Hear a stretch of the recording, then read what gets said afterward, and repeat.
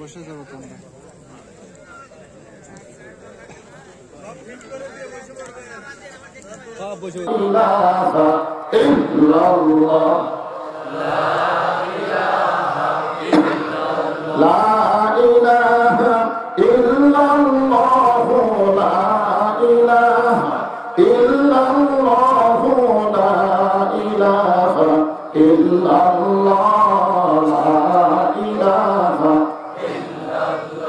যার দেলে আছে আমার আল্লাহর ভয়, যার মনে আছে কার ভয়?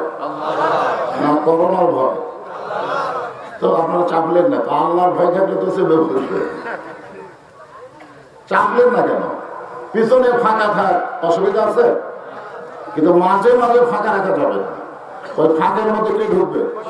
তা আপনারা যে চাবেন যে শয়তান ঢুকবে, এই জায়গাটা কি দোষ যে ফাঁকা রাখছেন আপনারা? আসেন সামনে জিকির করেন, আসেন সামনে জমেন। যার দিলে আছে আল্লাহর ভয়, যার মনে আছে আল্লাহর ভয়, আল্লাহ আল্লাহ সব সময় আহারের ভালো লাগে না এই দুনিয়া, ভালো লাগে না, ভালো লাগে শুধু আল্লাহ।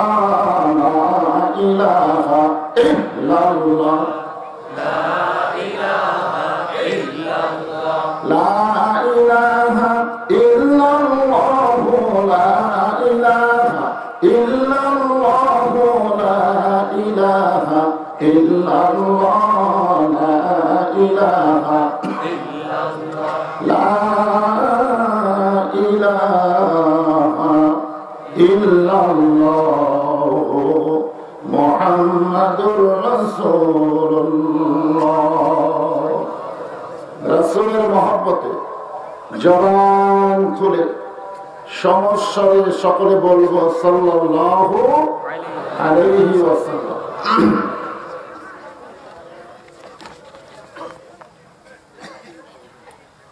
বড়াই পাড়া পরিত্যক্ত ইট ভাটার ময়দানে আজকের এই তাফসীরুল কোরআন মাহফিল, আজকের এই মাহফিল আল্লাহ তাআলা যিনাকে সম্মানিত সভাপতির আসনে কবুল করেছেন, আলহাজ মোহাম্মদ জয়নাল আবেদিন, সম্মানিত সভাপতিকে অন্তরের অন্তঃস্থল থেকে আমি শুভেচ্ছা জ্ঞাপন করছি। আজকের এই মাহফিলে সম্মানিত প্রধান অতিথি জনাব আলহাজ শফিকুল ইসলাম শিমুল, সম্মানিত প্রধান অতিথিকে অন্তরের অন্তঃস্থল থেকে শুভেচ্ছা জ্ঞাপন করছি এবং আমি শুনতে পাইলাম উনি অসুস্থ। আমরা সকলে তার জন্য আল্লাহর কাছে দোয়া কামনা করছি, আল্লাহ তাআলা জনগণের খেদমত করার জন্য তাকে পুরোপুরি সুস্থতা দান করুন, সকলে বলে আমিন। আজকের এই মাহফিলে সম্মানিত ওলামায়ে হযরত, অনেক আলেম ওলামা আজকের এই মাহফিলে উপস্থিত হয়েছেন, অনেক ইমাম, অনেক হাফেজ সাহেব, মাওলানা সাহেব, এমনকি কোরআনের মঞ্চে ওয়াজ করে এরকম বক্তারা আজকের এই মাহফিল আপনাদের মাঝে মাঝে বসে আছে। বক্তারা সবসময় তেজে বসতে ভালোবাসে, ঠিক কিনা বলে? আজকে দেখলাম অনেকে আপনাদের মাঝে মাঝে বসে আছে। মাগরিবের নামাজের পর থেকে এত রাত পর্যন্ত যারা আলোচনা করলেন, আমার আগে যারা আলোচনা করার কথা ছিল, আমার ভাই আলহাজ মাওলানা আনোয়ার হোসেন জিহাদি সাহেব, তিনি হঠাৎ অসুস্থ হয়ে গেছেন এবং অসুস্থতা খুব বেশি, যার কারণে তিনি মঞ্চে আসতে পারলেন না। আমরা সকলেই তার জন্য দোয়া করি, আল্লাহ তাকে পুরোপুরি সুস্থতা দান করুন, সকলে বলে আমিন। আলেম ওলামা সহ আজকের এই মাহফিলের বক্তাগণকে অন্তরের অন্তঃস্থল থেকে আমি শুভেচ্ছা জ্ঞাপন করছি। এই মুহূর্তে আমার সামনে যারা বসে আছেন, জিনাদেরকে আল্লাহ এত পছন্দ করেন, সুবহানাল্লাহ বলেন। জিনাদেরকে দেখার জন্য আল্লাহ অসংখ্য রহমতের ফেরেশতা নাযিল করেছেন, সুবহানাল্লাহ সকলে বললেন। ফেরেশতারা তো আপনাদেরকে দেখতে আইছে, আপনারা কি ফেরেশতা দেখতে গেছেন? গেছেন? আসলে কি ফেরেশতা দেখা যায় না? এই কথা বলে তবে একটা ফেরেশতা দেখতে পাবেন, আপনি না চাইলেও আপনার কাছে আসবে। সে ফেরেশতার নাম কি? আরো বলেন। তাহলে আজরাইলকে কি দেখতে পাবেন না? কি করে, দেখা যাবে না? তাহলে যাই তো, হয়তো বলতেছেন হুজুর ওইটাকে আমরা দেখবার চাই না। দেখবার না চাইলেও আজরাইল আমাদের সামনে হাজির হবে। আমাদের ভিতরে যে রূহটা রয়েছে আল্লাহর হুকুমে সেটা নিয়ে যাবে। আমার সামনে যারা বসেছেন, আজকে আপনাদেরকে অসংখ্য ফেরেশতা দেখার জন্য এসেছেন। খুশি না বেজার?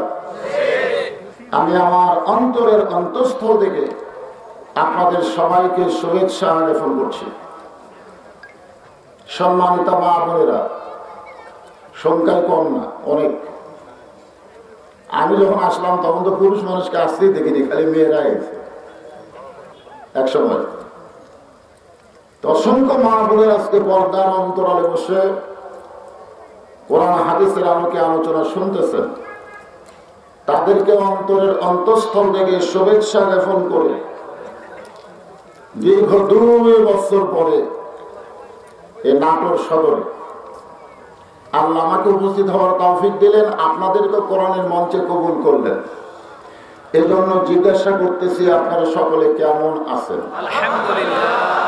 আলহামদুলিল্লাহ রাব্বিল আলামিন। যে আল্লাহ শারীরিক সুস্থতা দান করে মানসিক প্রশান্তি, কেবলমাত্র কোরআনের মাহফিলে যতক্ষণ বসে থাকবেন ঈমান নিয়ে, ধরে কোন কি নিয়ে, তাদের অন্তরে প্রশান্তি আসবে, আর বেঈমানদের অন্তরে ধড়ফড়ানি শুরু হবে। কোরআন এমন একটা কিতাবের নাম যেটা ইমানদারকে শান্তি দেয়, বেঈমানদেরকে অশান্তির আগুন বাড়ায়। আমার সামনে যারা বসে আছেন, যে আল্লাহ তাআলা শারীরিক সুস্থতা দান করে মানসিক প্রশান্তি লাভের জন্য আজকের জান্নাতের বাগানে কবুল করেছেন, আমরা সে আল্লাহর উপরে খুশি না বেজার? তাহলে জবান করে সমস্যারে সকলে বলবো রব্বানা লাকাল হামদ হামদান কাসীরান তাইয়িবান মুবারাকান ফীহি। আমরা প্রশংসা করলাম কার? কি কারণে প্রশংসা করলাম এটা আর আগেও আপনাদের আমি শুনেছি। বহু কারণ থাকতে পারে। আল্লাহর প্রশংসা করার অগণিত কারণের মধ্যে প্রধানতম কারণ হলো সাম্প্রদায়িক। আপনারা বলবেন হুজুর এটা আবার কেমন কথা? আমরা নিরপেক্ষ দেশের মানুষ, যেরকম কথা ঠিক কিনা? আমাদের বাংলাদেশের স্লোগান হলো হিন্দু মুসলমান ভাই ভাই, সবার কাছে একটা ভোট চাই। বর্তমানে ভোট দেওয়ার কোনো ক্যাপাসিটি নাই, এই তো অবস্থা। তো আমরা যে কথাগুলো শুনবো, আমরা বক্তারা যে কথাগুলো কোরআনের মাহফিলে বলবো, এই কথাগুলো কি বক্তার না আল্লাহ? আল্লাহ বলেছেন আমাইয়াবুতাগি গায়রাল ইসলামা দীনান ফালাই ইউকবালা মিনহু। এই আয়াতের বাংলা অর্থ হলো ইসলাম ছাড়া অন্য কোন ধর্ম কেউ যদি অন্বেষণ করে, গ্রহণ করে, আল্লাহ বলেছেন লা ইউকবালা মিনহু, সেইটা কবুল করা হবে না। এই কথা কি বদরশিদের না আল্লাহ?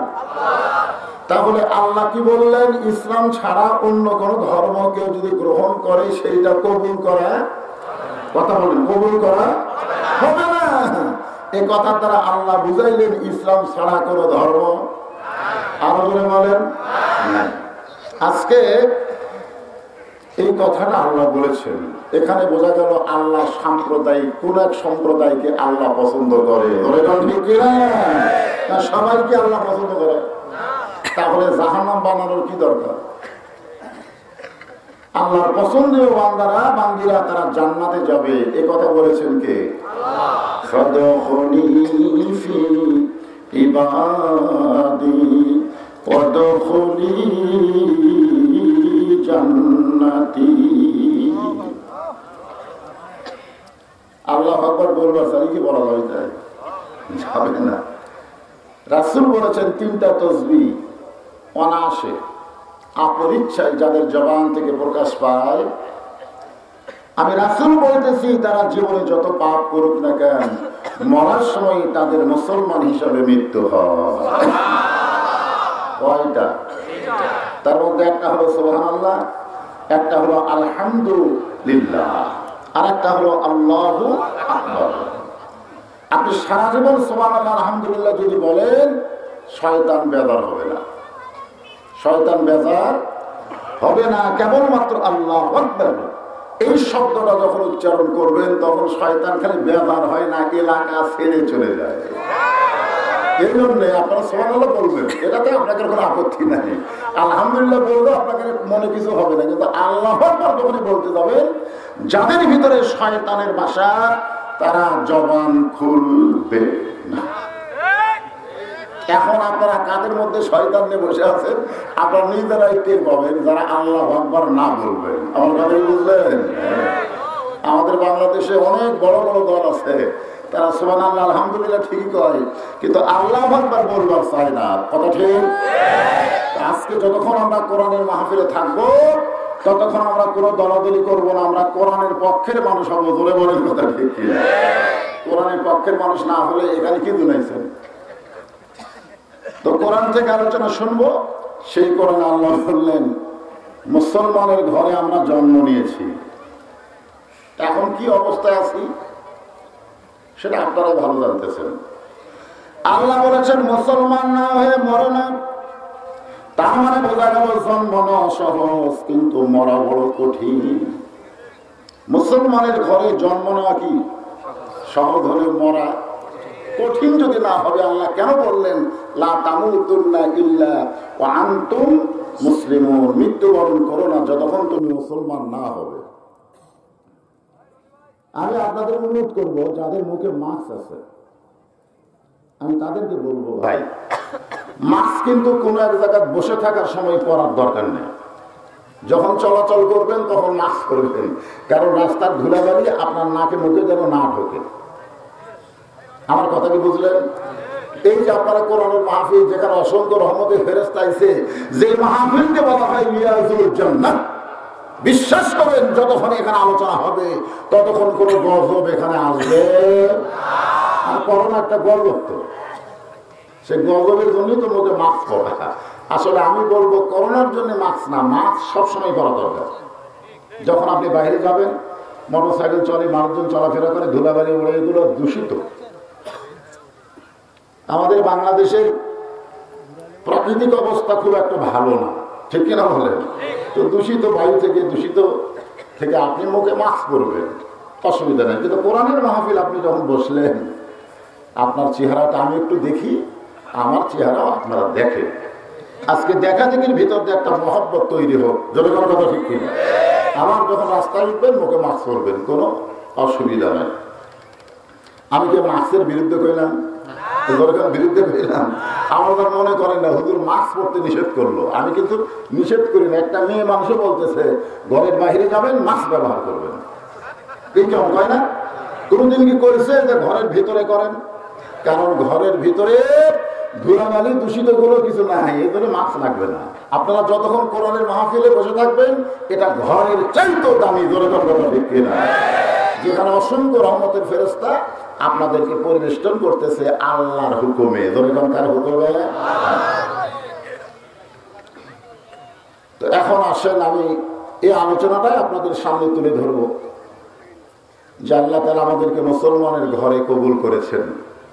আমরা সকলে চাই মুসলমান হয়ে মরতে, ঠিক কিনা বলেন? না মরণ হবে না? এখানে সে শুনলাম যে 2 বছর আগে বরানি পড়া ওয়াজ করে গেছেন, সেই সভাপতি আজকে আর নাই। আজকে যিনি সভাপতির আসনে বসে আছেন উনি তার ছোট ভাই, হ্যাঁ না বড় ভাই? ছোট ভাই। তা আসলে তো আমরা কেউ থাকবো না। তা আমরা চলে যখন যাবই, কি নিয়ে যাব, কিভাবে যাব, কি অবস্থায় যাব, এই বিষয়টাকে সামনে নিয়ে আপনাদের সামনে আজকের আলোচনা হবে।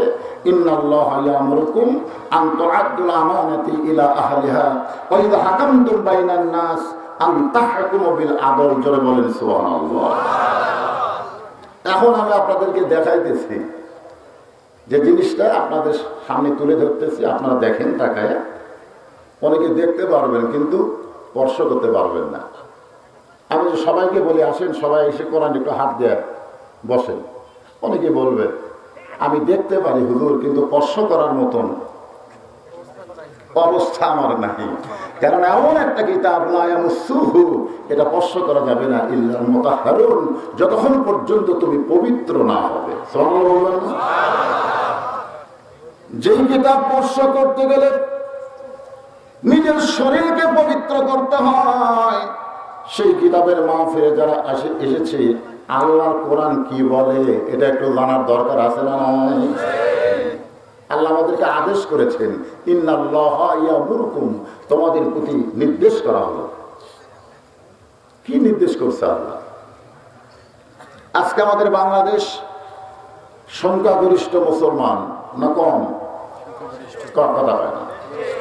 মুসলমানের সংখ্যা বাংলাদেশে কম না বেশি? আমার 5 মিনিট বাবার একটা হিন্দু আছে, নাম হলো আকাশ। আমি ধরো আকাশ খবর কি? আলহামদুলিল্লাহ। তা আমি কইলাম তুমি হিন্দু হয়ে আলহামদুলিল্লাহ বলতেছো কেন? বলে বর্তমানে বাংলাদেশে মুসলমানের সংখ্যা বেশি হলেও মুসলমান বিপদে আছে, আর হিন্দুর আছে জামাইয়ের সম্মানে। এদের আপনাদের আলহামদুলিল্লাহ হামলা করি।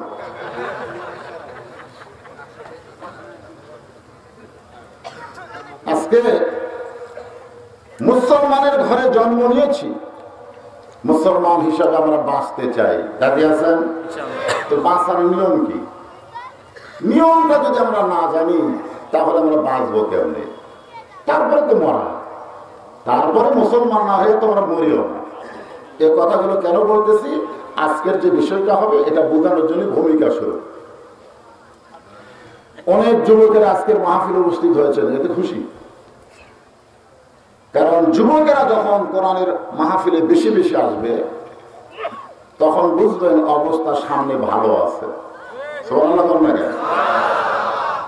বুড়ো মানুষেরা তো আসতেই পারে না, তারপরে 2-4 জন এসেছেন, আর মাশাআল্লাহ অসুবিধা নেই। এখন আপনাদের কাছে আমার প্রশ্ন যে আমরা যারা বুড়ো আর আপনারা যারা যুবক,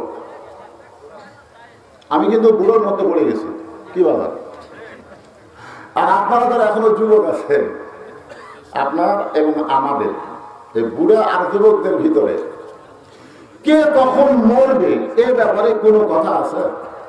কথা আছে? তাহলে যে কোনো সময় যদি আমাদের মৃত্যু হয়,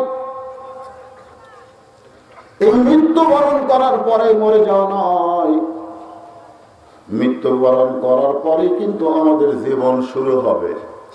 আল্লাহ বলেছেন বাল তুসিরুনাল হায়াতাদ দুনিয়া ওয়াল আখিরাতু খায়রুন ওয়া আবকা। এটা কিন্তু সকলের জন্য আল্লাহ বলে নাই, কেবলমাত্র মুসলমান যারা কোরআনের মাহফিলে যারা বসে আছেন তাদের লক্ষ্য করে কিন্তু আল্লাহ এই কথা বলেছেন যে তুচ্ছ দুনিয়ার মোহে তোমরা পাগল হয়ে না, আমি সুন্দর আখিরাত তোমাদের জন্য উপস্থাপন করব। তেলের দাম বাড়লো, ডিজেল তেলের দাম বাড়লো, বাসওয়ালা ট্রাকওয়ালারা কি অবরোধ করলো, সরকার তাদেরকে ডাক দিল যে তোরা চিল্লিস কেন, তোরা বাস বন্ধ করিস কেন? ভাড়া বাড়াই দিচ্ছি, অসুবিধা কি? হায় হায়, সরকার আর বাসওয়ালার মধ্যে মিল হয়ে গেল, মাঝখানে গেরা করলে পড়লো জনগণ। একটা কথা আছে, একটা কথা আপনাদের আছে যে এখন ঢাকা গেলে কত টাকা লাগবে? কোন কথা নাই, কারণ বর্তমান সরকার জনগণের মুখ মেরিয়ে দিছে, চুপ থাক, কথা কোস না, কথা বললি তেলের দাম বেশি, ডালের দাম বেশি, চালের দাম বেশি, যা কিনতে যাবেন অতীতের সমস্ত রেকর্ড ভঙ্গ করেছে। জনগণ কথা ঠিক কিনা? এরপরেও জনগণ কোনো কথা কয়,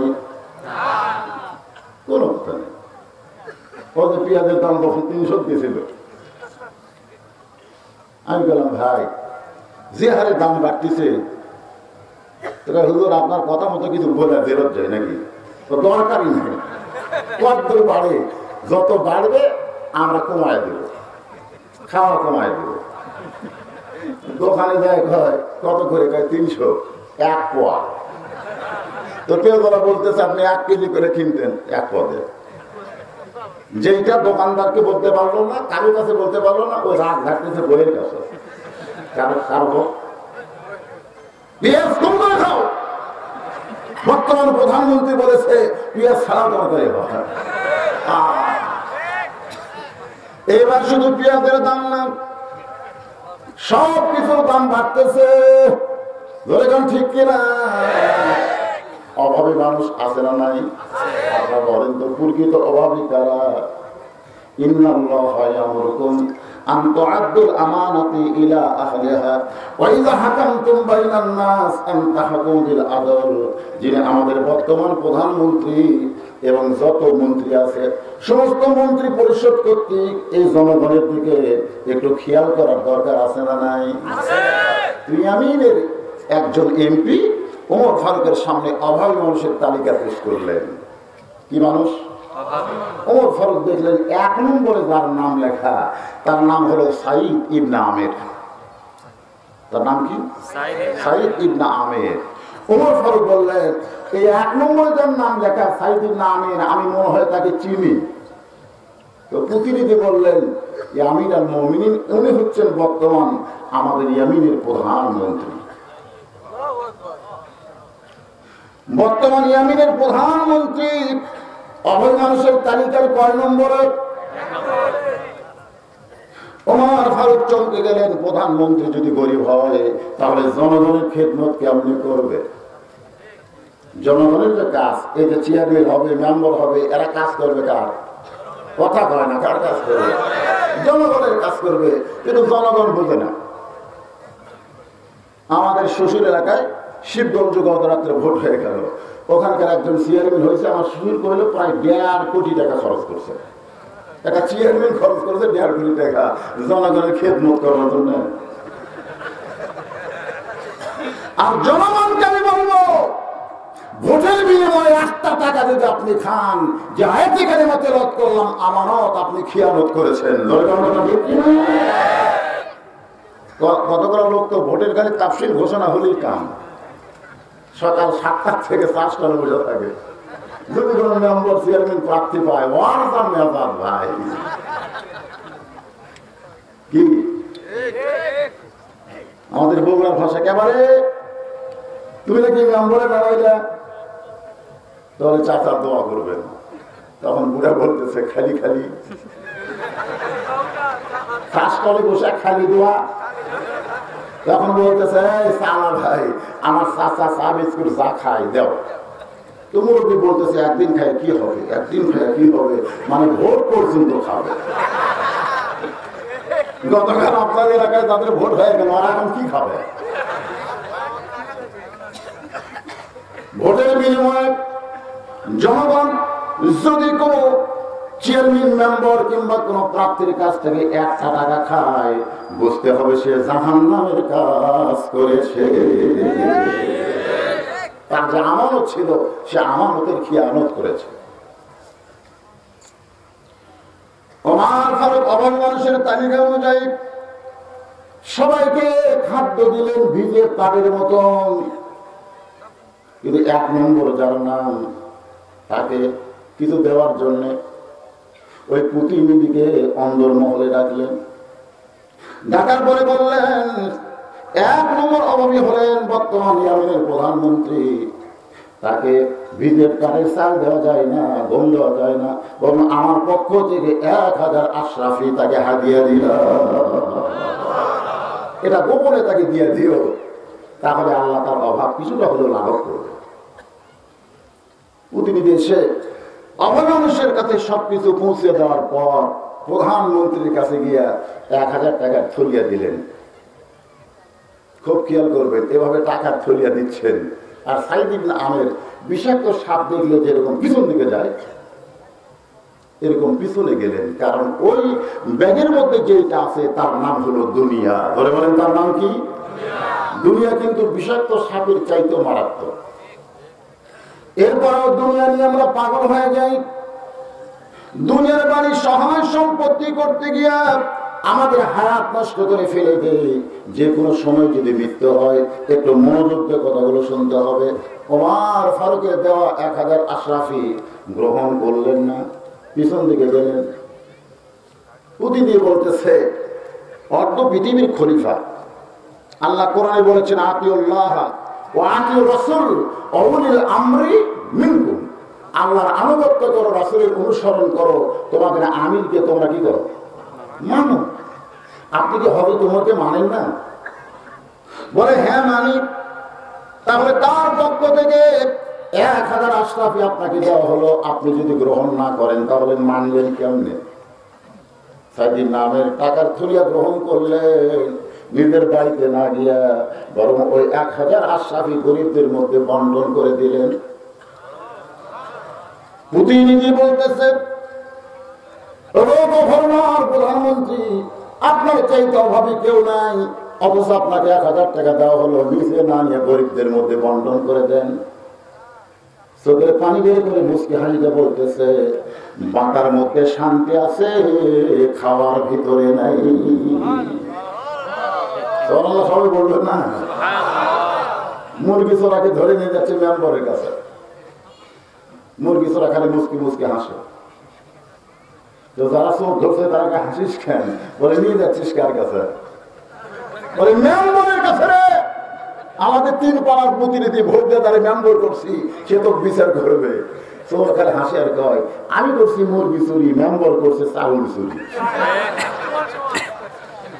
তো চোর হয়ে আমার কি বিচার করবে? বলে তাহলে চেয়ারম্যানের কাছে যাই। চোর আরো বলে হাসে, মেম্বর করছে মনে মনে, চেয়ারম্যান করছে টনে টনে। চোর হয়ে চোরের বিচার কেমনে হবে? আল্লাহর বান্দার একটু মনোযোগ দেন। সাইদির নামের 1 নম্বর হবে হওয়ার পরেও বললেন বাটার মধ্যে শান্তি আছে, খাওয়ার ভিতরে নাই।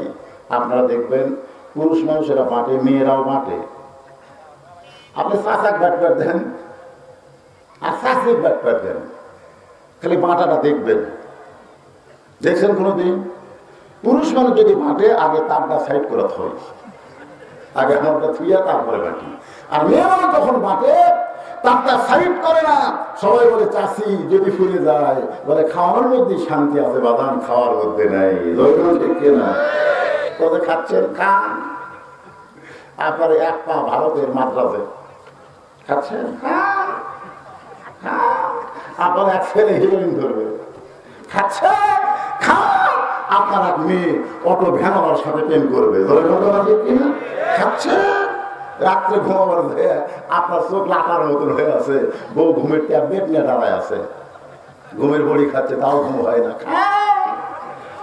জনগণের সম্পদ মেরে খাবেন, আপনার উপর থেকে আল্লাহ শান্তি তুলে নিবে। জনগণ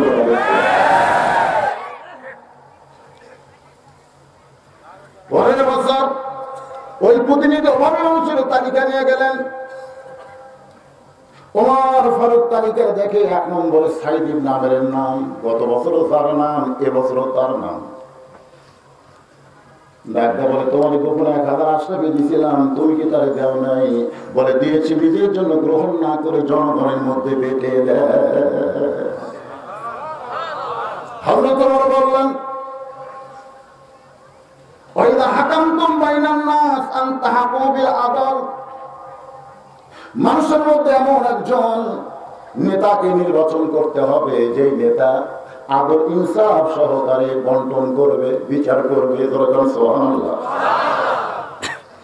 তোমাদের গভর্নরকে, প্রধানমন্ত্রীকে আমি অমর দেখতে যাব অমুক তারিখে, তিনি তারিখ দিলেন, তারিখ মোতাবেক ইয়ামিনে। মানুষজন খুশি হয়ে গেল, কারণ যে মানুষটা মদিনা থেকে ইয়ামিনে আসতেছে ওই মানুষটা সাধারণ কোনো মানুষ না, যার সম্পর্কে আল্লাহ কোরআনে 23টা আয়াত নাযিল করেছে। যে হযরত ওমর সম্পর্কে রাসূল বলেছেন, আমার পরে কেউ যদি নবী হতো লাউকানা ওমর। নবুয়তের দরজা বন্ধ হয়েছে বলে হযরত ওমর নবী হবার পারল না, কিন্তু নবী বলেছেন নবী হওয়ার সব যোগ্যতা আল্লাহ ওমরকে দান করেছে। সে ওমর আসতেছে মদিনা থেকে ইয়ামিন দেশে, প্রধানমন্ত্রীকে ডাকবে রাষ্ট্রপতি। হযরত ওমর হচ্ছেন অর্ধ পৃথিবীর খলিফা। তিনি সাইদ ইবনে আমিরকে না ডেকে বরং তিনি আসলেন তার সঙ্গে দেখা করতে। সুবহানাল্লাহ। এই কথা জনগণ জানার পরে বিশাল একটা মঞ্চ তৈরি হলো। যেরকম আমাকে দেখার জন্য উঁচু একটা মঞ্চ করেছেন, লক্ষ লক্ষ মানুষ হবে হযরত ওমরকে এক নজর দেখবে, তার দুইটা কথা শুনবে, এই জন্য বিশাল একটা মঞ্চ তৈরি করলেন। হযরত ওমর মঞ্চের উপর উঠে দেখলেন চেয়ার মাত্র একটা। দরকার কয়টা? ওমর ফারুক বললেন, রে ইয়ামিনের জনগণেরা, একটা চেয়ার মঞ্চে রাখছো, তোমাদের প্রধানমন্ত্রী সাইদ ইবনে আমির কোথায়? তার জন্য একটা চেয়ার তোমরা বরাদ্দ করতে পারো নাই? যাকে মদিনা থেকে আমি ইয়ামিনে দেখার জন্য আইছি, সেই সাইদ ইবনে আমির কোথায়? সে জনগণের মাঝখান থেকে হাত তুলতেছে, ইয়ামিনুল মুমিনিন, আমি অধম জনগণের মাঝখানে দাঁড়িয়ে আছি। ওমর ফারুকের চোখ দিয়ে পানি পড়ে গেল। এটা কেমন নেতা, জনগণের মাঝখান থেকে হাত তুলেছে, আর আমাদের নেতাগুলো জনগণ থেকে বিচ্ছিন্ন হয়ে যাচ্ছে। এখন আমাদের নেতারা, কতগুলো নেতা আছে, বড় বড় ভাষণ দেয় অন্দর মহলে থেকে, সেটা আবার ইন্টারনেটে সাপ্লাই দেয়। তুমি কত বড় নেতা হয়েছো, তুমি জনগণের মাঝখানে আসো, জনগণ বুঝাই দিবে আসলে তুমি নেতা নাকি। ঠিক না? খুব ভয়, না জানি নেতাদের কি হয়। এই কুত্তা লাগলো কেন? আমাদের এলাকার মুয়াজ্জিন যখন আযান দেয়, প্রত্যেকে কুত্তা দৌড়ে আসে আযানের জবাব দেয়। আমাদের মুয়াজ্জিন আযান শুরু হয়ে গেছে। আমি হুজুরকে বলবো, হুজুর এই যে মুয়াজ্জিন আযান দিলে কুত্তা গুলো আসে আযানের জবাব দেয়, ব্যাপার কি? বলতেছে তুমি বোঝো না, এরা আসলে কুকুর না, শয়তান কুকুরের মধ্যে ভর করে। আজকে রাস্তা হচ্ছে মুয়াজ্জিনের আযানের মতো। এই জন্য ওরা এসে ভুক ভুক করতেছে, আপনারা তো আসল জিনিসটা বুঝবার না পারে। মাহফিল করে আমি বলবো কুত্তা সামলাম না, মাহফিল সামলাম। একটু মনোযোগ দিয়ে কথাগুলো শুনবেন। জনগণের মাঝখান থেকে সাইদ ইবনে আমির এভাবে দুইখানে হাত করে বললেন, ইয়া আমিরুল মুমিনিন, আমি জনগণের প্রতিনিধি, জনগণের মাঝখানে দাঁড়িয়ে আছি। আমার কথাকে আপনার বুঝতে পারতেছেন না? জনগণের প্রতিনিধি, জনগণের মাঝখানে দাঁড়িয়ে আছি। ওমর ফারুক বললেন, মদিনা থেকে তোমাকে এক নজর দেখার জন্য আমি এসেছি, তুমি জনগণের মাঝখানে কেন? আমার কাছে চলে আসো। সমস্ত জনগণ চিন্তা করে চেয়ার হলো একটা, যে চেয়ারটা আমরা হযরত ওমরের জন্য বাজেট করেছি। হযরত ওমর তাকে ডাকতেছে, এখন চেয়ারে বসবে কে?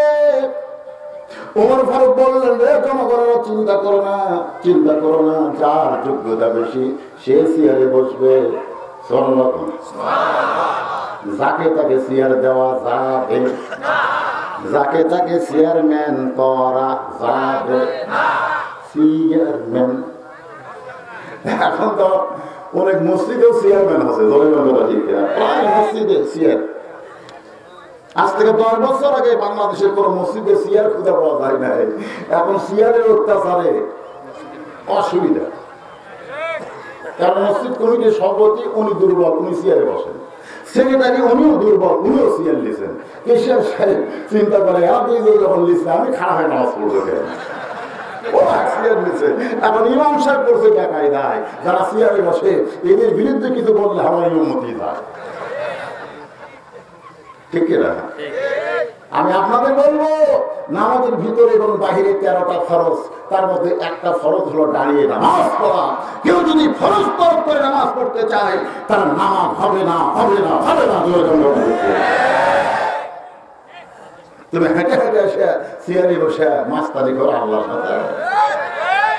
আল্লাহ কোরআনে বলেছেন কুম মানে কি দাঁড়াও লিল্লাহি অনিতিন, আনুগত্য নিয়ে আল্লাহর জন্য দাঁড়াও। তুমি যদি দাঁড়াতে না পারবা তুমি মসজিদে এসো না, তুমি বাড়িতে চেয়ারে বসে না শুয়ে পড়বা না, কি করে পড়বা? তুমি অসুস্থ, তুমি বাড়িতে পড়ো। কিন্তু যারা মসজিদে নামাজ পড়ে তার জামাতে নামাজ পড়বে, আর জামাতে নামাজ পড়তে গেলে কাতারবদ্ধ হয়ে দাঁড়াতে হবে। কাতারের মাঝে মাঝে ফাঁক রাখা যাবে না, পায়ের গোড়ালির সঙ্গে গোড়ালি মিল করা লাগবে। যারা চেয়ারে বসে ওদের পায়ের গোড়ালির সঙ্গে গোড়ালি মিল করার কোনো সুযোগ নেই। ডাকতেছে আসো, এক চেয়ারে কি এক উঠে দুইজন বসেনি? হয়তো তোমার এক উঠে দুইজন বসে না। এক সময় উমর ফারুক এক সময় রাখার ধরে কোন সুবহানাল্লাহ জেরুজালেমের দরজায় যখন গেল তখন উঠের পিঠের মানুষটাকে উমর মনে করে খ্রিস্টানেরা, যারা জেরুজালেমের খ্রিস্টান, এখনো তো জেরুজালেমের অবস্থা খুব একটা ভালো না, ঠিক না? জেরুজালেমে কি আছে? বাইতুল মুকাদ্দাস। এখন হলো তোমার মনে করে একটা চকিয়া এনে উটের সঙ্গে লাগানো হলো। চোখের নিচে একজন হামাগুড়িতে শুয়ে হয়ে বলতেছে, আমিরাল মুমিনিন, আপনি চোখের ওপর পা দেবেন, তারপর আমার পিঠের পা দিয়ে আস্তে করে নামবেন, উট থেকে নামতে আপনার জন্য কোনো কষ্ট না হয়। রাখাল ছোট বাচ্চার মতন কান্দে। আমাদের কোনো বেয়াদবি হয়েছে, কি জন্য কান্দেন? বলে তোমরা যাকে আমিরুল মুমিনিন বলতেছ, যাকে খলিফাতুল মুসলিমিন বলতেছ, সেই মানুষটা আমি না, আমি হইলাম ওঠের রাখাল। আর তিনি রশি ধরে দাঁড়িয়ে আছে, তিনি হলেন হযরত ওমর। জেরুজালেমের খ্রিস্টানের বলে এটা কেমনে হয়? এটা কেমনে হয়? রাখাল হয়ে উঠের পিঠে চলবে আর অর্ধ পৃথিবীর খলিফা হয়ে উঠে রশি ধরে দাঁড়িয়ে থাকবে, এটা কেমনে হয়? রাখাল চিল্লায় বলে, ঈমান গ্রহণ করে আল্লাহর কোরআন মোতাবেক চললে এমনি সম্ভব হয়ে যায়। ঈমান গ্রহণ করে আল্লাহর কোরআন অনুযায়ী যখন মানুষ চলবে তখন এমনি কি হয়ে যায়? সম্ভব হয়ে যায়। ওমর ফারুক বললেন, সাইদ ইবনে আমির, মদিনা থেকে লক্ষাধিক জনগণকে দেখার জন্য আসি নাই, আমি এসেছি তোমার সঙ্গে একটু দেখা করবার চাই, তুমি মঞ্চে আসো।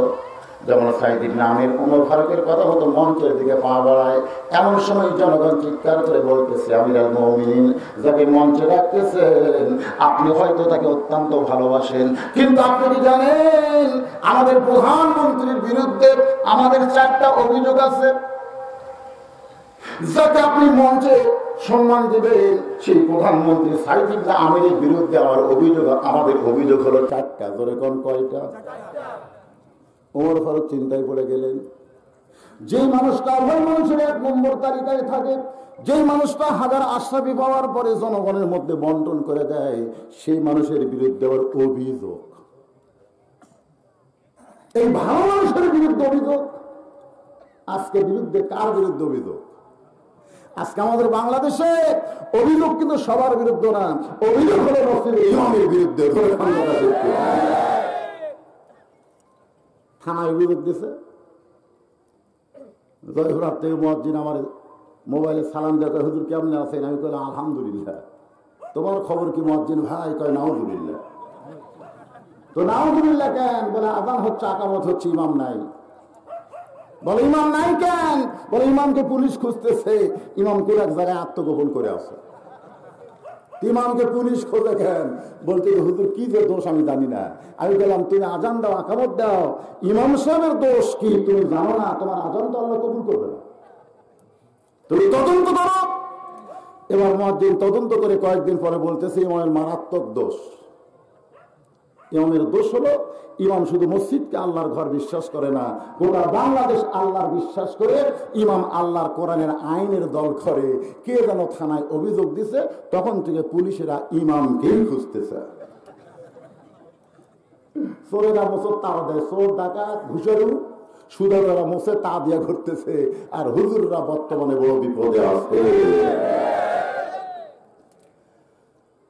হয়তো তোমার চিন্তা করে গেলেন এমন একটা ভালো মানুষের বিরুদ্ধে অভিযোগ কিসের? আবার বিবেক বলতেছে হয়তো অভিযোগগুলো ভালো হতে পারে। ইমামের কাছে এসে একজন মুসলিম অভিযোগ করছে, হুজুর এই ভাই আমাকে প্রতিদিন ফজরের নামাজের সময় ডাকে, কারণ আজান কখনো মুয়াজ্জিন দেয় আর সালাতু খায়রুম মিনান নাওম শোনার পরে আমার চোখে আবার ঘুম ধরে, কিন্তু এই আমার জানালার যে সমানে ডাকে, এর বিরুদ্ধে আপনার কাছে অভিযোগ।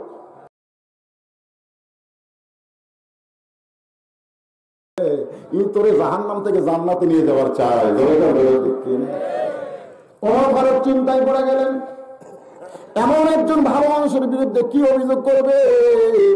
তিনি সাইদ ইবনে আমিরকে বললেন, রে সাইদ ইবনে আমির, এখন পর্যন্ত তোমাকে ভালোবেসে আমি কিন্তু মদিনা থেকে ইয়ামিন আইছি, যখন তোমার বিরুদ্ধে অভিযোগ করতে চাই, অভিযোগগুলো আমি কি শুনতে পারি? সাইদ ইবনে আমির বলেন, আমার কোনো আপত্তি নাই। কি অভিযোগ আমি তো জানি না, থাকতে পারে ভালো মানুষের বিরুদ্ধে অভিযোগ থাকতে পারে, পারে কি পারে না? ওমর ফারুক বললেন, তোমাদের সকলের ভিতর থেকে একজন দাঁড়িয়ে বলো অভিযোগগুলো কি, বলো অভিযোগগুলো কি না কি কি। তার মানে কয়টা? জোরে বলেন। এক নম্বর অভিযোগ হলো প্রতিদিন কার্যালয়ে দেরি করে আসে। প্রত্যেকটা কাজের নিয়ম আছে না নাই? জোরে কান আছে না নাই? প্রতিদিন কার্যালয়ে আসে কিন্তু দেরি করে, এটা হলো এক নম্বর। দুই নম্বর অভিযোগ হলো হঠাৎ একদিন কার্যালয়ে আসেই না। তিন নম্বর অভিযোগ হলো কার্যালয়ে কাজ করতে করতে বেহুশ হয়ে যায়, কানতে কানতে বেহুশ হয়ে যায়। আর চার নম্বর অভিযোগ হলো রাত্রেবেলা যখন ঘরের মধ্যে ঢোকে, আমরা যত বিপদে পড়ি ডাকাডাকি করি, আমাদের ডাকে কোনোদিন ঘরের দরজা খোলে না। ওমর ফারুক বললেন, তোমরা যে অভিযোগ করেছো মারাত্মক। ধরে কোন কি মারাত্মক? একটা অভিযোগ করলেই তো চাকরি থাকে না, কিন্তু তোমরা চারটা অভিযোগ করেছো। তোমাদের অভিযোগগুলো শুনে আমি বিচার করতে পারবো না। যার বিরুদ্ধে অভিযোগ করেছো তার কাছে একটু জানতে চাই, রে সাইদ ইবনে আমির, তোমার বিরুদ্ধে জনগণ যে চারটা অভিযোগ করেছে, তুমি যদি বলো এগুলো মিথ্যা, আমি তোমার কথায় বিশ্বাস করব। কারণ মদিনা থেকে আমি যে মহব্বত নিয়ে এসেছি এখন পর্যন্ত, সেই মহব্বত আমার করে যায়। তুমি একটু বলো ভাই, জনগণের অভিযোগগুলো মিথ্যা। সাইদ ইবনে আমির বলেন, যদি শুধু আপনি বিচারক হতেন আমি বলতাম জনগণ মিথ্যা বলেছে, কিন্তু আপনি শুধু বিচারক না, বিচারক মূল বিচারক হলেন আমার আল্লাহ। দুনিয়ার যে বিচারগুলো হচ্ছে এরাই কি বিচারক? অনেক সময় দেখবেন ভালো মানুষ বেকায়দায়, খারাপ মানুষ কায়দায়। তখন কি কয় বিচারকের সামনে? কি কয়, তোর বিচার আল্লাহ করবি রে, বলে কি বলে না? বলে কি বলে না? ভালো মানুষ যখন বিচার না পায় তখন এই ভালো মানুষ কান্দে। কি অবস্থা! কাজী ইব্রাহিম হুজুরের নাম শুনছেন আপনারা? শুনছেন? একটা বুড়া মানুষ, একটা বুড়ো মানুষ স্বপ্নে দেখছে, সেই স্বপ্নের ব্যাখ্যা করে তার গ্রেফতার। চোরের মতন হাতে হাত করা বয়ে হুজুরকে যখন নিয়ে যাওয়া হচ্ছে, এমন সময় একজন আবার টিটকারি বলতেন, সালাম হুজুর, সালাম হুজুর।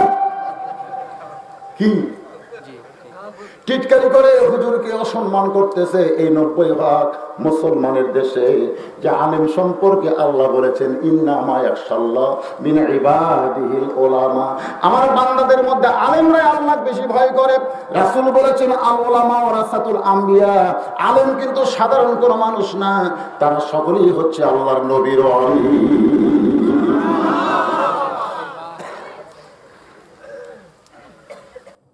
সাইদ ইবনে আমির বলে, আপনি যদি বিচারক হতেন যে সুযোগ আপনি আমার দিলেন আমি বলতাম অভিযোগগুলো মিথ্যা, কিন্তু আপনি তো মূল বিচারক না, বিচারক কে? ওমর ফারুক বলে সাইদ ইবনে আমের, তাহলে কি অভিযোগগুলো সত্য? বলে 100% সত্য। ওমর ফারুক বললেন তোমার গভর্নরের দায়িত্ব পালন করার দরকার নাই, তুমি দীর্ঘ সময় পর্যন্ত জনগণের সঙ্গে যে কাম করেছো, প্রতিদিন কার্যালয়ে দেরি করে আসো কেন? সাইদ ইবনে আমের বলে আমিরুল মুমিনিন, প্রতিদিন কার্যালয়ে দেরি করে আসার পিছনে একটা কারণ হলো, আমি যখন যুবক ছিলাম, ওই যুবক অবস্থায় চৌরাস্তার মোড়ে যেমন আপনাদের ভবানী মোড় আছে না নাই, ঠিক এইরকম একটা মোড়ে একটা বুড়ো মানুষ দাঁড়িয়ে দাঁড়িয়ে কাঁদতেছে। তার কান্না দেখার পরে আমি একটা যুবক বুড়াটার কাছে গেলাম।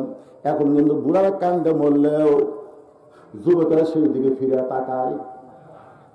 এমনকি বাবা বুড়ো হয়ে গেলে ছেলেরা পর্যন্ত বাবাকে বৃদ্ধাশ্রমে রাখে।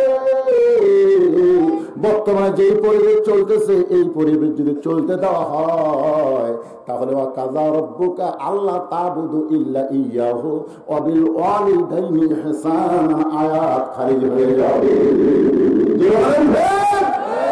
কোরআনের আয়াত কোরআন থাকবে, কিন্তু বাস্তবে বৃদ্ধাশ্রমগুলো সব ভেঙে দেওয়া দরকার। এর কেউ আছে নাকি যে বৃদ্ধাশ্রমে থাকে? এর কেউ বাইসে আছে কিনা আগে খোঁজ করা দরকার। এখন বুড়োটার কান্না দেখে আমি যুবকদেরকে বলবো বাবা বুড়ো মানুষের কাছে যাবে। দুই যুবক রাস্তা দিয়ে যায় আর দুই বুড়া গল্প করতেছে। এক বুড়া বলতেছে তো দুইয়ের খবর কি? কয়ের খবর? দুইয়ের খবর কি? কয় জোরে জোরে। আর দুইয়ের খবর কি? মানে আর দুই, আরো দুই আছে তো, তবে তিন হয়ে গেছে। জোরে কি আছে? তিন হয়ে গেছে। এখন দুই যুবক চিন্তা করে এই বুড়ারা কি গাঁজাখড়ি গল্প করতেছে। দুইয়ের খবর কাছে কাছে, দুইয়ের খবর জোরে জোরে, আর দুইয়ের খবর তিন হয়ে গেছে। দুই যুবক চলে যায়, চিন্তা করে গাঁজাখড়ি গল্প। এক যুবক বলতেছে চলো বুড়াটার কাছে গায়ে একটু কাছে যায় শুনি তো এই দুইয়ের মানে কি। কাছে যায় বলতে চাচা আপনার যে দুই দুই করতেছেন, আপনি বলতেছেন দুইয়ের খবর কি? কাছে কাছে দুইয়ের খবর কি? জোরে জোরে দুইয়ের খবর কি? তিন হয়ে গেছে। এ কি গল্প? তো বলতেছে বাবা তোমরা বুঝবা না, ও আমাকে বলতেছে তোমার দুই চোখের খবর কি। আমি তখন বললাম কাছে কাছে, মানে কাছে কাছে দেখবার পাই, দূরে দূরে পাই না। তোমার দুই কানের খবর কি? বললাম জোরে জোরে করলে শুনতে পাই, আস্তে করে শুনি না। তোমার দুই পায়ের খবর কি? আমি বললাম তিন হয়ে গেছে, এখন লাঠি ছাড়া হাঁটতে পারি না। দুই যুবক বলতেছে আসলেই তো তাই, বুড়ার কাছে না আসলে তো এই খবরগুলো আমরা পেতাম না।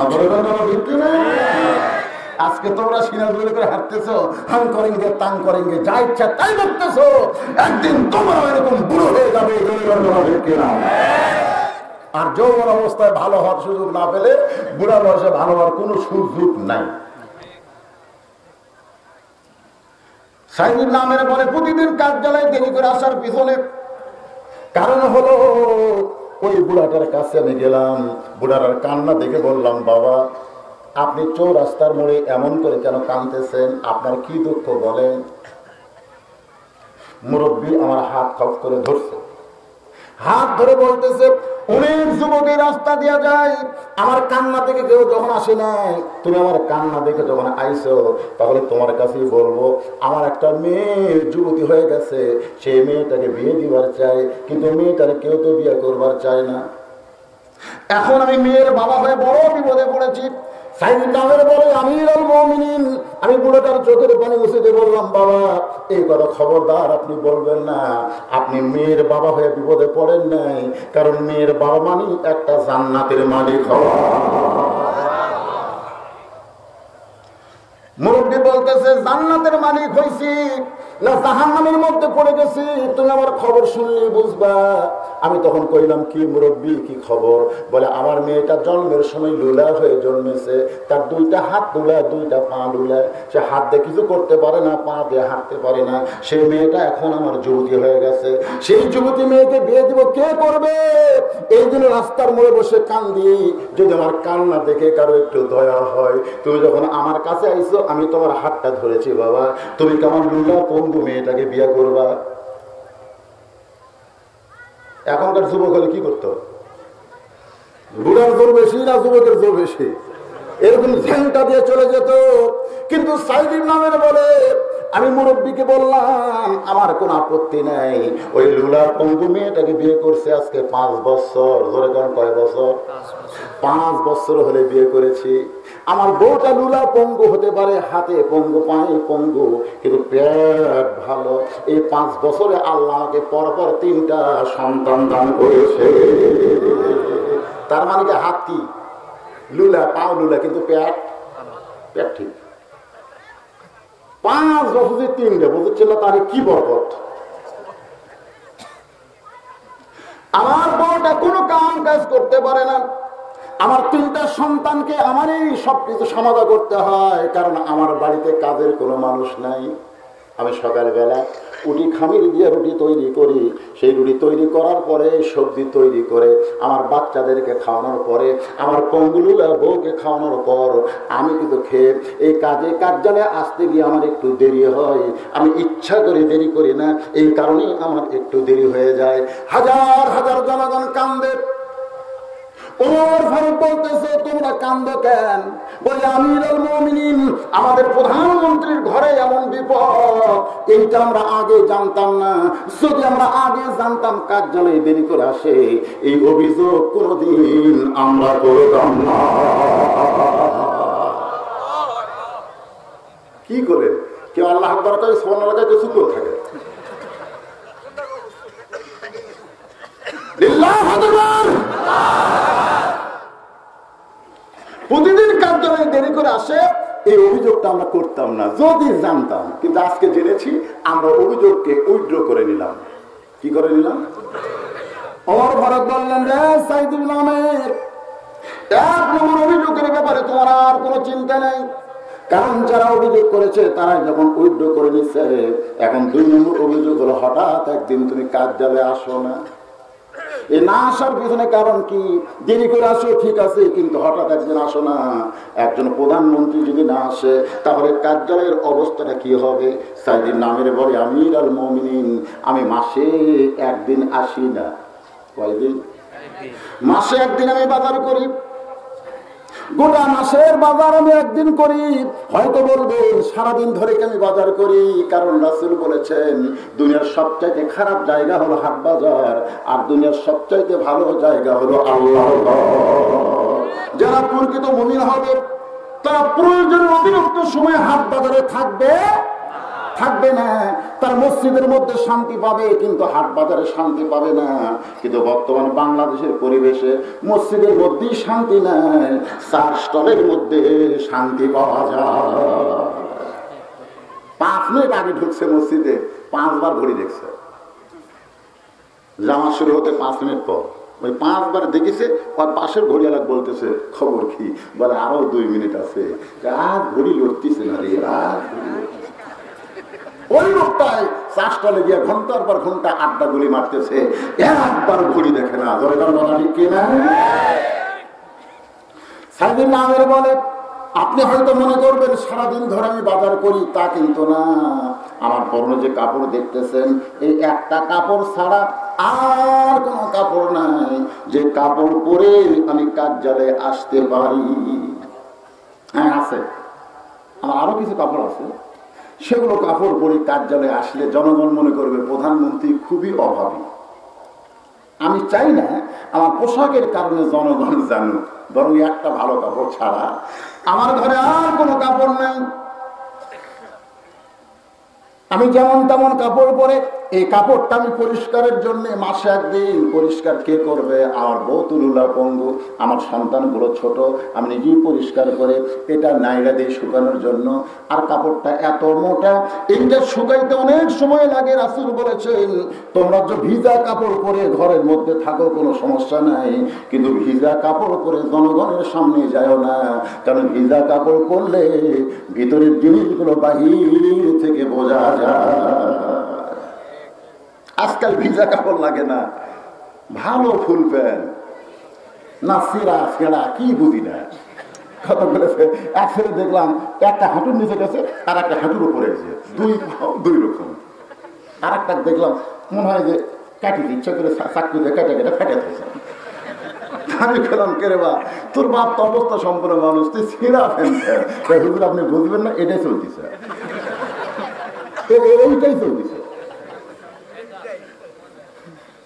আমাদের যুবকরা দিন দিন মনে হয় পাগল হয়ে যাচ্ছে। এদের চাল চলন দেখলে কতগুলো দেখেন খালি দৌড়াদৌড়ি করতেছে। যুবকেরা বসো বাবা বসো, তোমাকে জন্যই তো মাহফিল, একটু মনোযোগ দেন। এমন ফুল পান করছে বাহির থেকে সব বোঝা যায়, যায় কি যায় না বুঝতেছেন না আপনারা? বুঝতেছেন না?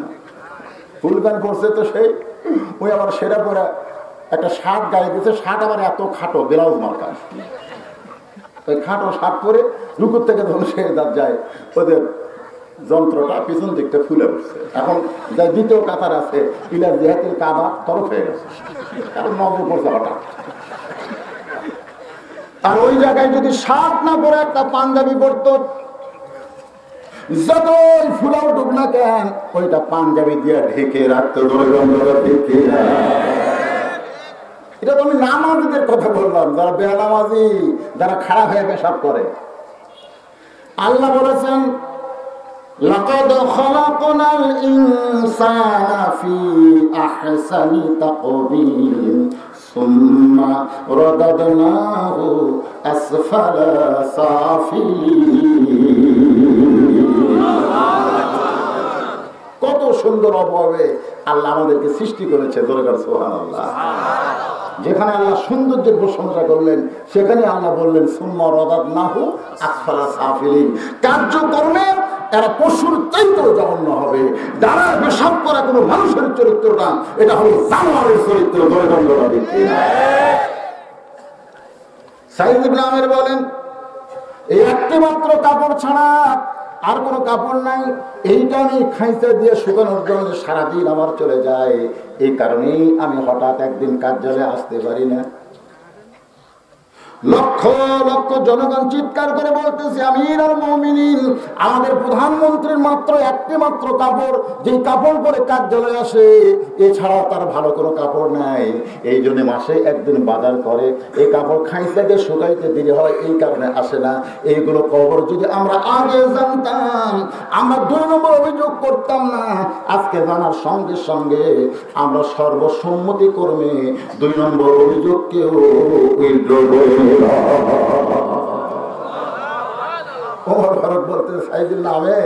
আসলে এদের ভিতরে যে অভিযোগগুলো জমা ছিল 4টার মধ্যে 2টা তো আউট হয়ে গেল। তুমি না বললে জনগণ জানবে কেমনে? রে সাইদ ইবনে আমের ইয়ামেনের প্রধানমন্ত্রী বলো, তোমার বিরুদ্ধে 3 নম্বর অভিযোগ হলো তোমার কি মিল্কি ব্যারাম আছে? তুমি কাজ কাম করতে করতে কানতে কানতে হঠাৎ বেহুশ হয়ে পড়ে যাও, কারণ শুধু ইয়ামেনের গভর্নর তুমি নাও, ইয়ামেনের বড় মসজিদের ইমামও তুমি। আপনাদের এমপি শুধু নাটোরের এমপি না, নাটোরের বড় মসজিদের খতিব। এমপি গুলা যদি খতিব হইতো, সুদের বিরুদ্ধে ঘুষের বিরুদ্ধে তারা প্রকাশ্যে ওয়াজ করত, মসজিদ কমিটি তাদের বিরুদ্ধে কিছুই বলবার পারত না। এটা আমাদের মতন গরিব হুজুর, এখন গরিব হুজুর সুদের বিরুদ্ধে ওয়াজ করতেছে, কেশারি খায়, কেশারি সুদ খায়, ওইখানে গলা খাকারি মারতেছে। ইমাম বুঝবার পারেনি ওই পাইকারি হারে সুদের বিরুদ্ধে ওয়াজ মারতেছে। 1 টাকা খাবা, 1 টাকা খাইলে নিজের মায়ের সঙ্গে এতবার মেরিয়ে দিতে ওয়াজ। ইমাম বলতেছে সব গুনাহ মাফ হবে, কিন্তু সুদ যারা খায় এরা তওবা করলেও আল্লাহ মাফ করবে না, কারণ সুদ খাওয়া হলো হকুল ইবাদ, এটা বান্দার সাথে সম্পর্কিত। তওবা করলে ওই সকল তওবা কবুল হবে হকুল্লাহ, আল্লাহর হককে যারা নষ্ট করেছে, নামাজ পড়ে নাই, রোজা করে নাই, যাকাত দেয় নাই, হজ করে নাই, এগুলো যারা করে নাই, তওবা করলে আল্লাহ মাফ করে দিবে। সুবহানাল্লাহ। কিন্তু যদি সুদ খায়, তবে আপনারা একটা জিনিস জেনে নেন, যারা সুদ দেয় তারা তওবা করলে আল্লাহ মাফ করবে। এবার কি গল্প রে, প্রতিদিন আবার শোনে তারা কি করবে, সব জায়গা থেকে। তা আপনারা কি বুঝলেন, যারা দেয় তাদের তওবা আল্লাহ কবুল করবে, কিন্তু যারা খায়, আপনাদের নাটকে মনে হয় খানে আলা নাই, যারা খান কোন ইবাদত আল্লাহ কবুল করবে না। একটাই খাইলে নিজের মায়ের সঙ্গে 42 বার জিনা করার গুনাহ হয়। নাউযুবিল্লাহ। নামাজ শেষ হয়েছে, কেশিয়ার বলতেছে টোবলাটা বলি বান, তোর কারা ইমামতি করা লাগবে না। ইমাম বলতেছে চাচা আমার দোষ কি? তোর দোষ মানে আমার বিরুদ্ধে ওয়াজ করিস। ইমাম বলতেছে আমি তো সুদের বিরুদ্ধে ওয়াজ করছি। কেশিয়ার বলতে আমি খাই, তোর কোন জায়গায় বাজায়? এইটা যদি এমপি হতো, ওকে 1 লাখ টাকা কেশিয়ার গিরি ছেড়ে দিত। এই জন্য কোরআনের রাষ্ট্র যখন চালু হবে, প্রত্যেক নেতাদেরকে মসজিদের খতিব হওয়া লাগবে, ইমাম হওয়া লাগবে। তো সাইদ ইবনে আমির শুধু ইয়ামিনের প্রধানমন্ত্রী না, উনি ইয়ামিনের বড় মসজিদের ইমাম। আল্লাহ রাসূল বলেছেন যার মিল্কি বেরাম আছে তার ইমামতি মাকরুহ হবে, তার ইমামতি চলবে না। কারণ মিল্কি বেরাম সময় বুঝে আসে না, যে কোনো সময় আসে। হয়তো নামাজে দাঁড়িয়ে গেছে, এমন সময় যদি বেরাম শুরু হয়, এই বেরাম কিন্তু কিছুক্ষণ আগেও আপনি বুঝতে পারবেন। হঠাৎ উঠে গেলে কাঁপতে কাঁপতে কাঁপতে লোকটা ঠাস করে পড়ে যায়। যদি পুকুরের কাছে পানির মধ্যে পড়ে মরে যায়, ভালো মানুষ মিল্কি বেরাম, কিন্তু ইমামতির যোগ্যতা তার থাকবে না। রে সাইদ ইবনে আমির, মাঝে মধ্যে কাঁদতে কাঁদতে বেহুশ হয়ে যাও। এই বেহুশ হওয়ার কারণ কি? সাইদ ইবনে আমির বলে এটা বলতে গেলে আপনি সহ্য করতে পারবেন না। ওমর ফারুক বললেন জনগণের অভিযোগ সহ্য করে হলো আমাকে শুনতে হবে। রে জনগণেরা, তোমরা কি শুনতে চাও? সবাই বলতেছে অবশ্যই শুনতে চাই। কেন বেহুশ হয়ে পড়ে যায়? সাইদ ইবনে আমির বলে আমির বেহুশ হয়ে মাঝে মধ্যে পড়ে যাওয়ার কারণ হলো আমি যখন কাফের ছিলাম, অত্যন্ত গুরুত্বপূর্ণ বিষয়, আপনার মনোযোগ দিবেন। আমি যখন কাফের ছিলাম, তখন এই দুনিয়া থেকে কাফেরদের নেতা কোরআনকে সরে নেওয়ার একটা ষড়যন্ত্র করতেছে। আমি কাফের হলেও আমাদের নেতাদের এই ষড়যন্ত্র আমার পছন্দ হলো না। আজও বাংলাদেশে মুসলমানের কাছ থেকে কোরআনকে সরে নেওয়ার একটা ষড়যন্ত্র চলতেছে। আমাকে বলে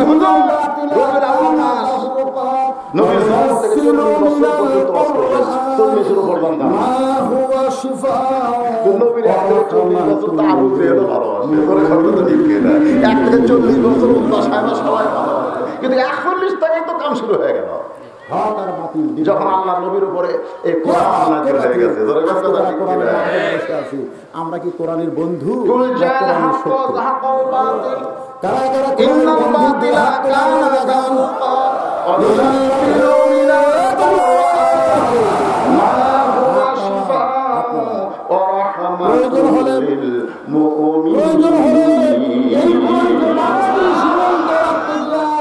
আমাদের জীবন দেওয়া লাগতে পারে,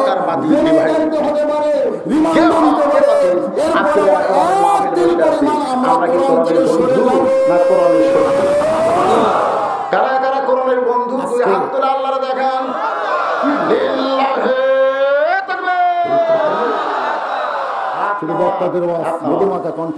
প্রয়োজন হলে এই কোরআনকে বাংলাদেশ সীমান্ত রাখতে গিয়া আমাদের জীবন দেওয়া রাখতে পারে, জেলে যাইতে হতে পারে, রিমান্ডে। বক্তার যা মোশান, আমার আগে আর দ্বিতীয় বক্তা তেজে যাবে, তারা মেকআপ করতেছে, মানে একেবারে শাস্তে চাই। বললাম ভাইরে তুই কখন যাবো রে, তোর টাইম হয়ে গেছে। আপনার মতন সাইজ দাও তার মতো, আপনি তোর মডেল। আমাকে আপনারা দেখছেন জীবনে কোনোদিন যে ওয়াজের মঞ্চে আমি একটা আবা গাওয়াত দিছি? কথা না কেন দেখছেন? আমি যে পোশাকে আসি ওই পোশাকে টেতে যাই। দুই একটা ইউটিউবার কয় হুজুর মাঝে মধ্যে একটু টুপি পাল্টাবেন তো, মানে একই টুপিতে বারবার আপনার ছবি। অনেকে বলে কিন্তু হুজুরকে কিছুই নাই কেন, এই জন্য এই ওয়াজ এই ভিডিও করার কারণে মাঝে মধ্যে একটু টুপি পাল্টায়। হ্যাঁ ভালো লাগে, কতটা ভালো লাগে।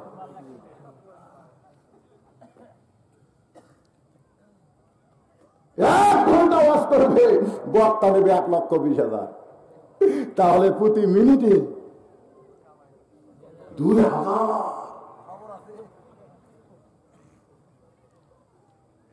ওই বক্তা যখন আসে হাজার হাজার মানুষ হয়। যদি বলা হয় কোথায় যাচ্ছ, বলে এত দামি বক্তা একটু দেখতে যায়। আমার এলাকায় যে ব্যক্তি সবচাইতে কুরবানি বড় কিনে, সেই কুরবানি যেমন দেখতে যায়, এই বক্তাকেও তেমন দেখতে আসে, দেখতে না। বক্তার দাম বাড়লো, কিন্তু কোরআনের দাম কেন বাড়লো না? এই না বলার পিছনে কারণ হলো বক্তার প্রতি আমাদের আকর্ষণ আছে, আল্লাহর কোরআনের প্রতি আমাদের আকর্ষণ নাই। বক্তা কিছুই না, সবই হচ্ছে আল্লাহর কোরআন। সাইদ ইবনে আমির বলে আমির আল মুমিনিন, আমি তখন কাফের ছিলাম। এই কাফের অবস্থায় আমাদের নেতা কোরআনকে মুসলমানের কাছ থেকে কেড়ে নেওয়ার একটা ষড়যন্ত্র করতেছে। নেতার বক্তব্য হলো কোরআনের কাছে মুসলমান যতদিন থাকবে ওই মুসলমানকে আলাদা করা যাবে না আল্লাহ থেকে। আল্লাহ থেকে যদি মুসলমানকে আলাদা করতে চাও, তাদের কাছ থেকে কোরআনের আইন কায়দা নিয়ে ব্রিটিশের আইন চালু করে মানুষের আইন চালু হবে। আল্লাহর কোরআনের আইন কোরআনের মধ্যে আছে, দলের কথা ঠিক কিনা? একটা আইন চালু আছে। মদের ফ্যাক্টরি,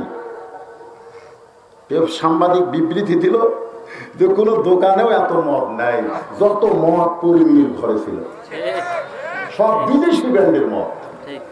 আমি মনে করলাম পরিমাণে তুই যতই সুন্দরী এইবার তোর বিচার করি, ঠিক না? বাংলার জনগণ মন কি মন্তব্য যে মদ খালে 80টা ব্যাট মারা লাগবে কোরআনের আইন, আর ওই ফ্যাক্টরির মধ্যে থাকে আর কিছু হবি না। কয়েকদিন পর পরিমাণে যাবেন পেলো হাতে মেহেন্দি দিয়ে, জনগণকে দেখায়। প্রত্যেকটা জনগণ চিন্তা করে জেলের মধ্যে মেহেন্দি পেলো কোথায়? হায় হায়, ওই কি বিয়া বাড়ি গেছিল না জেলে গেছিল রে? এইরকম অপরাধীকে যখন জামিন দেওয়া হয়, অপরাধীর সাহস আরো বেড়ে গেছে। ওর জন্ম দিবসে এবার লুঙ্গি ডান্স, লুঙ্গি ডান্স মরদ মানুষের পোশাক করছে, তাও তেমন তেমন না। আপনি যদি ধান মিলাবার দেয় যে ভাবে নিমটি মারে, ওই সেই নিমটি মারছে।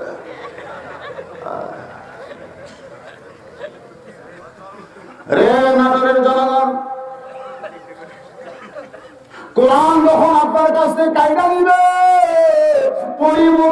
পরিবর্তন দেখা নারী আমাদের যুবকদের কাছে বড় দামি হবে। কিন্তু যেদিন কোরআন আমাদের সমাজে চালু হবে, সেদিন আল্লাহ কোরআনে বলেছেন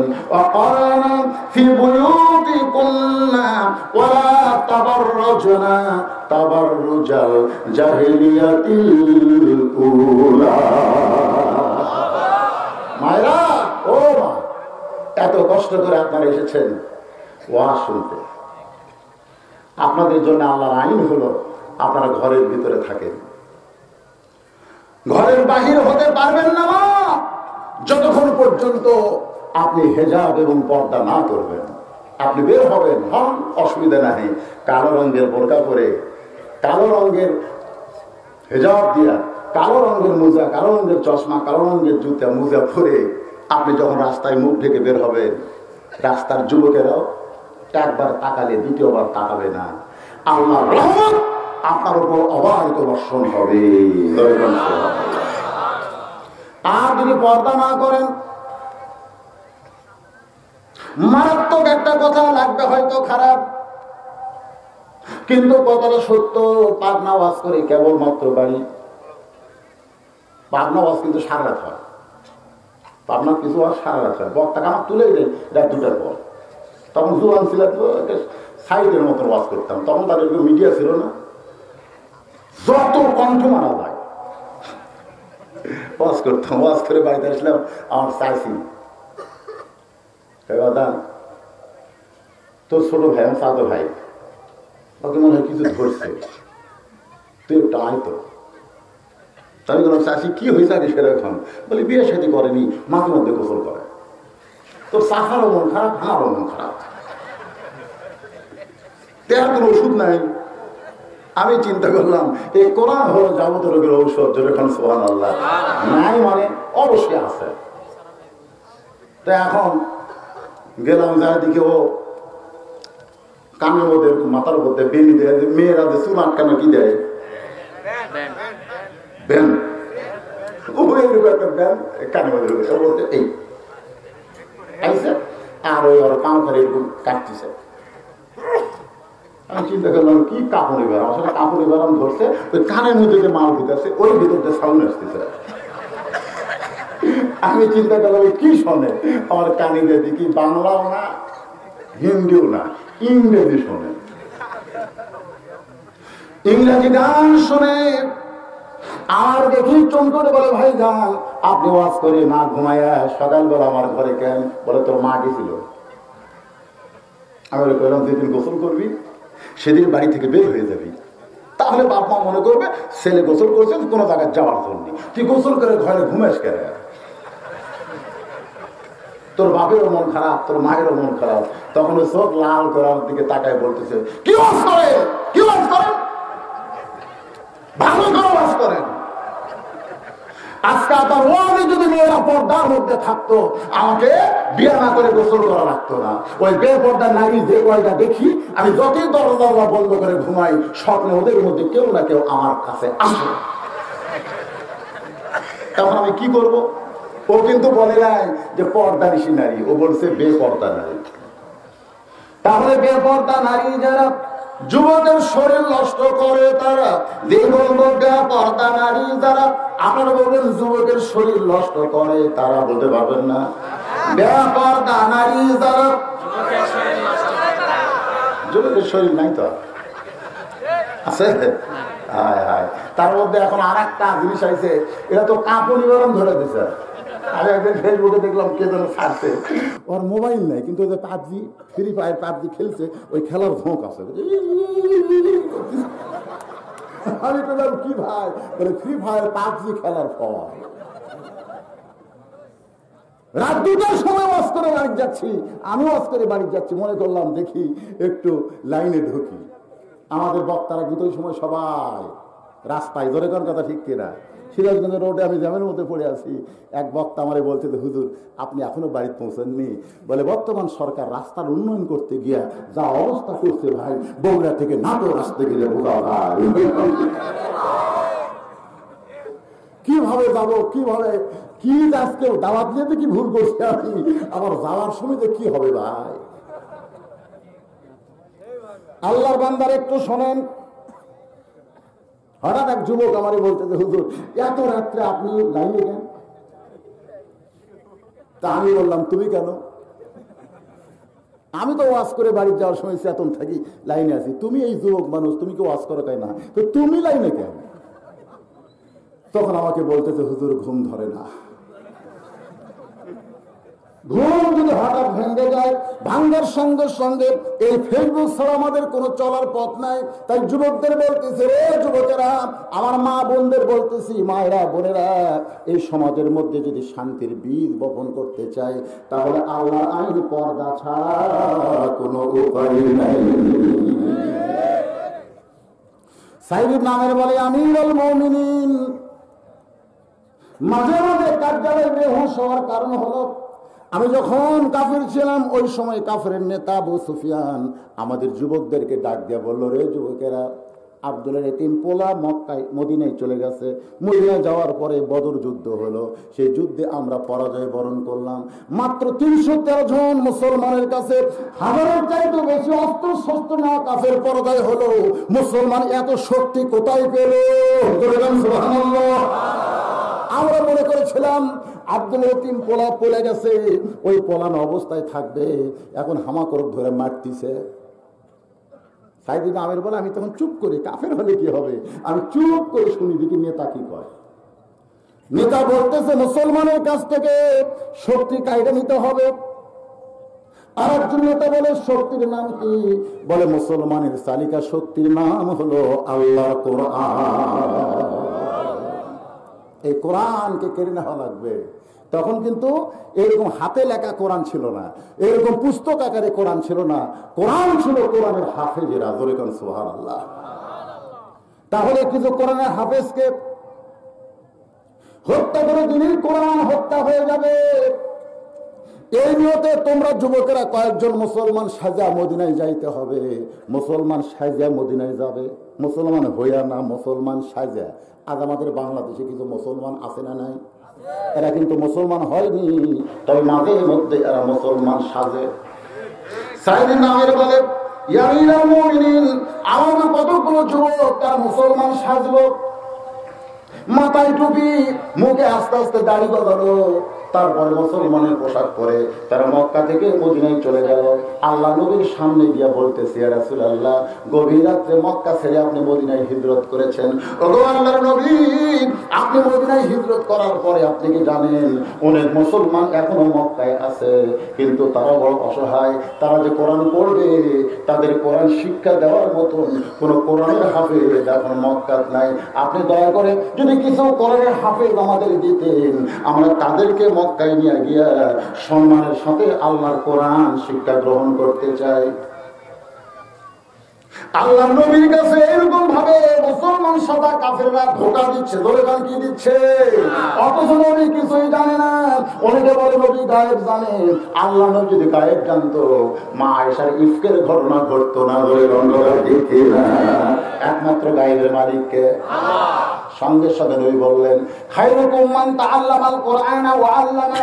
ওই ব্যক্তি হলো পৃথিবীর সবচেয়ে দামি এবং সম্মানী, যে আল্লাহর কোরআন শিক্ষা দিবে এবং কোরআন শিখবে এবং কোরআন শিক্ষা দেবে। এই দুইজনে হলো পৃথিবীর সবচেয়ে সম্মানী মানুষ। জোরে বলুন সুবহানাল্লাহ। মান তাআল্লামাল কোরআনা ওয়া আল্লামা। তখন যারা কোরআন হাফেজ ছিল তার দাঁড়িয়ে গেল। রাসূল দেখলেন সংখ্যায় 10 জন। ধরে কয়জন? আল্লাহ রাসূল বললেন, তোমরা যাও, তোমরা মক্কায় গিয়ে যে সমস্ত মুসলমান আছে তাদের কাছে কোরআনের তালিম দাও। ওই 10 জন কোরআন হাফেজকে নিয়ে ওই মুসলমান সাদা কাফের যুবকগুলো বীরে মাওনা, আমি নিজের চোখে দেখেছি জায়গাটা। ওই বীরে মাওনায় যখন আসলো, একটা পাহাড়ে, দুইটা পাহাড়ের মাঝখান দিয়ে যখন 10টা হাফেজকে নিয়ে ওই কাফের মুসলমান সাদা ব্যক্তিগুলো যখন ঢুকেছে, এমন সময় কাফেরদের কতগুলো যুবক অস্ত্র নিয়ে ছিল, তারা 10 জন হাফেজকে অতর্কিত আক্রমণ করলো। ওই 10টা হাফেজের মধ্যে 9 জনকে দুনিয়া থেকে বিদায় করে দিল। সাইদিনা আমির বলে, ওই 10 জনের মধ্যে একজন জীবিত ছিল, তার নাম হইল খোয়াইব ইবনে আদি। পাহাড়ের চূড়ায় উঠছে। কাফেরদের নেতা আবু সুফিয়ান বলতেছে, রে কোরআনে হাফেজ, তোর সামনে 9টাকে হত্যা করছি, কিন্তু আমি নেতা হয়ে ওয়াদা করতেছি তোকে হত্যা করব না। তো নিশান সাইদিনা আমির বলে, ওই কোরআনে হাফেজ আমাদের নেতার কথা বিশ্বাস করে যখন নিচে চলে আসছে, আবু সুফিয়ান বলতেছে, আসলে তোকে হত্যা করা হবে না, তবে কোরআন হাফেজকে নিয়ে আমরা একটা খেল তামাশা করতে চাই। ধরে কারণ কি তামাশা? মঞ্চ বানানো হয়েছে, ওই মঞ্চের উপরে কোরআন হাফেজকে নিয়ে গেছে। সাইদিন নামের পর আমি তখন কাফের ছিলাম, আমি তখনও কাফের। এখন আমাদের বাংলাদেশে কট্টর নাস্তিক আছে না নাই? ধরে কারণ আছে না নাই? তারা কিন্তু যা মুখে আসে তাই বলে, তাদের কিন্তু ছাদে মাল নাই, দেখবেন সব কিছু তেলতেলা, সব তেলতেলা। মুখ নাই, দাড়ি নাই, চুল নাই, হাই ভাই তোমার কেমনে আসলো বাংলাদেশে, বাংলার মুসলমান জানতে চাই। আছে না এরকম? আছে না? কি কর বিসমিল্লাহ তুলে দিবি, রাষ্ট্রধর ইসলাম থাকবে না? তুই তো একটা প্রতিমন্ত্রী রে, প্রধানমন্ত্রী এমন কথা কোনোদিন বলে নাই। কাদের মতন মানুষ এমন কথা বলে নাই। তুই একটা সুশামন্ত্রী, 2 দিনের পর পর তুই মুখে যা আসে তাই খায়। এই যে কত মাল খায় আল্লাহ ভালো লাগে। কঠোর। আবার সেদিন দেখলাম সরষাবাড়ি এক মাহফিলে গেছে, প্রধান অতিথি হইয়া, তোর এখন কি হইয়া 2 হুজুর 2 দিকে খাড়া হয়ে আছে, আর ওই মাথার টুপি দিয়ে বিসমিল্লাহর বিরুদ্ধে লেগেছে। বিসমিল্লাহর দাম আছে না? একটা বিয়ে খোর মুখত কেবল সিগারেট মেথর ঠোকা মারতেছে। আমি দৌড়ে দিয়ে বললাম, ভাই বিসমিল্লাহ ঠোকা মার, বিসমিল্লাহ এই করে মেথর মার ঠোকা। ওই সিগারেট ফেলে দেখে হুজুর আপনি আলেন না পাবেন, আপনি কি মনে করছেন বিসমিল্লাহর দাম নাই? আমি সিগারেট খেতে পারি, তারপরে সব জায়গাতে আমি বিসমিল্লাহ বলতে পারি না। তুইও বিসমিল্লাহ বুঝলি রে, কিন্তু টাকলু বুঝলো না।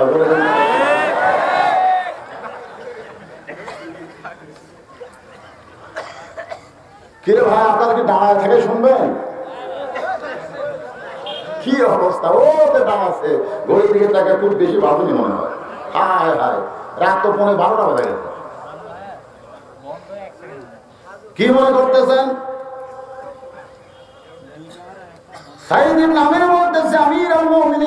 আমি তখনও কাফের ছিলাম। ওই কাফেরদের ভিতর থেকে তাকায় দেখি আমাদের নেতা আবু সুফিয়ান বলতেছে, রে খোয়াই, আমরা ইচ্ছা করলে মারতে পারি, আবার আমরা ইচ্ছা করলে বাঁচাতে পারি। আমরা ইচ্ছা করে তোদের 9 জনকে হত্যা করেছি এবং তোকে বাঁচায় রাখছি, আবার আমরা ইচ্ছা করলে তোকে এখন মারতে পারি। রে খোয়াই কোরআনের হাফেজ, শুধু একটা বার তোকে বলতে হবে, মুসলমানের নবী নিপাত যাক, মুসলমানের নবী ধ্বংস হয়ে যাক, শুধু একটা বারের জন্য বল। ওই 9 জনের মতো তোর অবস্থা হবে না, তোকে আমরা নিষ্কৃতি দেব, তুই মুক্ত হবি। তাই আমাদের বলে, একটা মানুষ তার জীবনের চাইতে বেশি ভালোবাসে তাকে না, না সেটা তো আমরা মুসলমান, কিন্তু তো কাফের। একজন মানুষ নিজের জীবন বাঁচানোর জন্য কি একটাবার বলবে না মুসলমান নিপাত যাক? সাইদি গ্রামের বাড়ি আশ্চর্য হয়ে গেলাম, পরে হাফেজ চিল্লায় বলতেছে, রে কাফের নেতা, কেউ যদি আমার কানে বলে আল্লাহ নবীর পায়ে একটা কাঁটা ফুটেছে, সেইটাই আমি সহ্য করতে পারবো না। আমার জীবন যাবে, কিন্তু নবীর কোনো কষ্ট মুসলমান সহ্য করবে না। নবীর বিরুদ্ধে কোনো কথা বাংলা মুসলমান সইতে পারবে? সে যে দল করুক না কেন, আওয়ামী লীগ করো, বিএনপি করো, জাতীয়বাদী করো, জামাত করো, পীরবর্তী করো, তুমি যে যা করো, কিন্তু কয়েক বিষয়ে তোমার দল করা চলবে না। সেটা আল্লাহর ব্যাপারে আমরা সবাই এক দল, নবীর ব্যাপারে আমরা সবাই এক দল, আল্লাহর কোরআনের ব্যাপারে আমরা সবাই এক দল। এগুলো ব্যাপারে আমাদের কোনো দলাদলি আছে নাকি? কি ডাহা মন্ত্রী আওয়ামী লীগের একজন আব্দুল লতিফ সিদ্দিকী বিদেশের মাটিতে যায় হজের বিরুদ্ধে করেছে, হজ নাকি একটা ব্যবসা। বিদেশের মাটিকে তাবলীগের বিরুদ্ধে করেছে। আমরা মনে করেছিলাম আওয়ামী লীগের নেতা হয়েছে, বড় মন্ত্রী পদে আছে, এরকম কথা কইলে কি হবে? আব্দুল লতিফ সিদ্দিকী যখন বাংলায় বিমানবন্দরে নামলো, এমন সময় তাকে ফুলের সম্বর্ধনা দেওয়া হয় নাই, বরং তাকে গ্রেফতার করা হয়েছে। সেখান থেকে প্রমাণ হয়ে গেল আওয়ামী লীগ, বিএনপি, জাতীয়বাদী সাধারণ বিষয়ে দলাদলি করতে পারে, কিন্তু মৌলিক বিষয়ে তাদের মধ্যে কোনো দলাদলি নাই।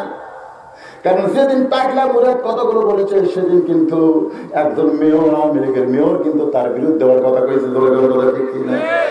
আল্লাহর বান্দারা একটু মনোযোগ দিয়ে শোনেন। সাইদিন আমের বলতেছে, আমাদের নেতা যখন এমন কথা বললো, তখন মুসলমানের হাফেজ বলতেছে, নবীর পায়ে একটা কাটা বিদ্ধ হোক, এটা আমি সহ্য করতে পারবো না, এটা শুনলেই হয়তো আমি হার্ট ফেল করে মারা যাবো। আবু সুফিয়ান কাফেরদের নেতা বলতেছে, রে খুবাইব, তোমার সঙ্গে 9 জন মারা গেছে, তুমি জীবিত আছো, এরপরও কি তুমি বাঁচতে চাও না? সাইদ ইবনে আমের বলে, কোরআনে হাফেজ কোরআন থেকে তেলাওয়াত করতেছে আর মুস্কি মুস্কি হাসতেছে, ওয়ালা তাকুলু লিমান ইউকতালু ফি সাবিলিল্লাহি আমওয়াতুন বাল আহইয়াউ ওয়ালাকিন লা তাশউরুন। কি বুঝলেন? আবু সুফিয়ান সাইদ ইবনে আমের কাফের থাকলেও কিন্তু আরবি বোঝে, বোঝে না? বোঝে না? আপনারা মুসলমান হয়েও বুঝতে পারতেছেন না, কারণ আমাদের বাংলাদেশের লোকেরা বাংলা বোঝে, আরবি বোঝে না, আর আরবের লোকেরা আরবি বোঝে, বাংলা বোঝে না। আমি রাসূলের মায়ের কবরে, যারা হজ করছেন, অনেক হাজী সাহেবরা আল্লাহ নবীর মায়ের কবরে যায় না, নবীর বাবার কবরেও। আর একজন তো ফতুয়া দিতে নবীর বাপ মার জন্য দোয়া করা যাবে না। আমি নবীর বাপ মার জন্য দোয়া করি, রব্বি রাহমহুমা কামা রব্বায়ানি সগীরা। এই কোরআন আল্লাহ কার উপর নাযিল করেছেন? নবীর উপরে। কার উপরে? তার নবীকেই তো বলা হয়েছে।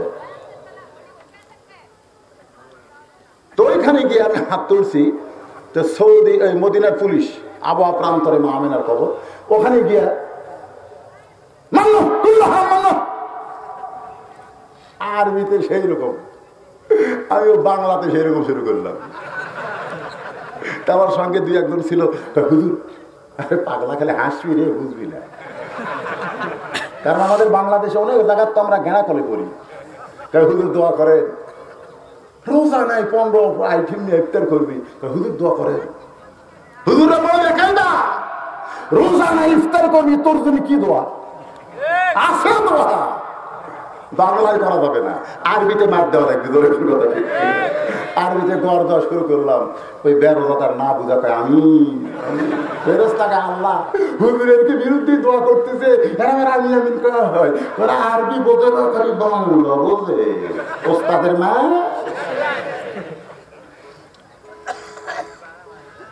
যেই বলেছে, ওয়ালা তাকুলু লিমান ইউকতালু ফি সাবিলিল্লাহি আমওয়াতুন বাল আহইয়াউ ওয়ালাকিন লা তাশউরুন। আল্লাহ এই কোরআনে বলেছে, আপনাদের বিশ্বাস হবে? আল্লাহ রাস্তায় তারা জীবন দিবে, তাদেরকে তোমরা মৃত্যু বলো না। আমি আল্লাহ বলতেছি, তারা অমর হয়ে গেছে, তারা চিরজীবন পেয়েছে। ওয়ালাকিন লা তাশউরুন, তোমাদের সাধারণ মাথা সেটা বুঝতে পারবে না। আপনারা বলেন তো, যার কাছে আল্লাহর কোরআন আছে তার কোনো টেনশন আছে? সাইদ ইবনে আমের বলে, কোরআনে হাফেজ চিল্লায় বলতেছে, রে মক্কার কাফের নেতা, তোমরা বলতেছো 9 জনকে হত্যা করেছো, কিন্তু আল্লাহ তাআলা 9 জনকে জান্নাতের মেহমান হিসেবে কবুল করেছে। আমাকে হত্যা করলেও আমি ওদের সঙ্গে জান্নাতের মেহমান হওয়ার চাই। সাইদ ইবনে আমের বলে, আমিরুল মুমিনিন, এমন সময় আমাদের নেতা বললেন, জীবনে বহু মানুষকে হত্যা করা হয়েছে, কিন্তু আজকের হত্যা অন্যরকম। এই মুসলমান কোরআন হাফেজের অঙ্গ প্রত্যঙ্গ বিক্রি করা হলো, কে কোনটা নিবা, কত দাম দিয়া, টাকা জমা দিবে আর সেইটা কেটে নিয়ে যাবে। সাইদ আমের বলে, আশ্চর্য হয়ে গেলাম, একটা জীবন্ত মানুষের দেহ বিক্রি করবে, দেহের অঙ্গ প্রত্যঙ্গ বিক্রি করবে। কান কিনে নিল 1000 টাকা দিয়ে, একজন দৌড়ে এসে 1000 টাকা জমা দিয়া কোরআন হাফেজের একটা ডান কান কেটে নিয়ে চলে গেল। রক্ত দরদর করে পড়তেছে, আরেকজন 1000 টাকা জমা দিয়া বাম কান কেটে নিয়ে গেল, আরেকজন 2000 টাকা জমা দিয়া ডান হাত কেটে নিয়ে গেল। আবু সুফিয়ান চিল্লায় বলতেছে, রে হাফেজ, তোমার দেহ থেকে অঙ্গ প্রত্যঙ্গ বিচ্ছিন্ন হয়ে যাচ্ছে, এরপরেও তুমি কিছুই বলো না, তুমি কি হয়ে গেলে? কোন হাফেজ চিল্লায় বলে, রে কাফেরেরা, তোমরা হয়তো আমাদের দেহ থেকে অঙ্গ প্রত্যঙ্গ বিচ্ছিন্ন করে দিতে পারবা, কিন্তু যার কলিজার মধ্যে কোরআন আছে, কোরআনের সঙ্গে যার সম্পর্ক আছে, তার অন্তর থেকে ঈমানকে বিচ্ছিন্ন করা যাবে না।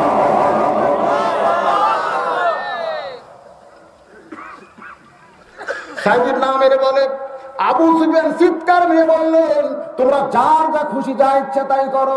সাইদ নামের বলেন, যদিও কাফের ছিলাম, এই দৃশ্য দেখার পরে আশ্চর্য হলাম। একটা জীবন্ত মানুষকে কয়েকদিন আগে দেখেন নাই ফেসবুকে, বাড়ির থেকে কেবল বাড়াছে, ওই মেম্বারও ডাঁড়াছে, আর একজন কইছে তুই ডাঁড়াস না, এটাও ডাঁড়াছে, উঠবি ভোটে, কিন্তু যেটা ভোট থাকবি না, ওর গ্রুপ মাইক্রো চলে আসে ওই জায়গায় ওকে কোপানো শুরু করলো, ওই জায়গায় সমানে মারতেছে। আমার চোখে ভেসে উঠলো, এটা তো বাংলাদেশ না, এটা যেন আইয়ামে জাহিলিয়াতের যুগ হয়ে গেছে। জীবন্ত মানুষকে মারতেছে, দূর থেকে মানুষ ভিডিও করতেছে, রাস্তা দিয়ে গাড়ি যাওয়া আসা করতেছে, অক্ষ বাচ্চা কেউ একটা প্রতিবাদ পর্যন্ত করতেছে না। সেই দেশে আমরা বসবাস করি।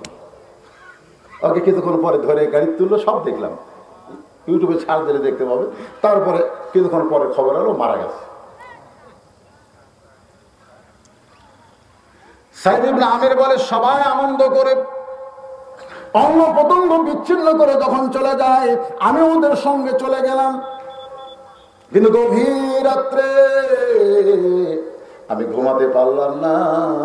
আমি চোরের মতো চুপি চুপি ওই কাফেরদের চোখকে ফাঁকি দিয়া ওই মুসলমানের কাছে এসে তার দেহের সমস্ত অঙ্গ প্রত্যঙ্গ কুড়াইয়া আমার একটা চাদরে বাজার থেকে যেমন গোস্ত কিনে নিয়ে আসে, সেই গোস্তের টুকরার মতন টুকরাগুলো কুড়ে কুড়ে ওই চাদরে টোপলা করে আমি কাঁধে নিয়ে, আমি মক্কায় থাকবো না, মক্কায় কোনো মানুষ নাই রে, আমি মানবতার কোরআনের দেশ মদিনায় যেতে চাই।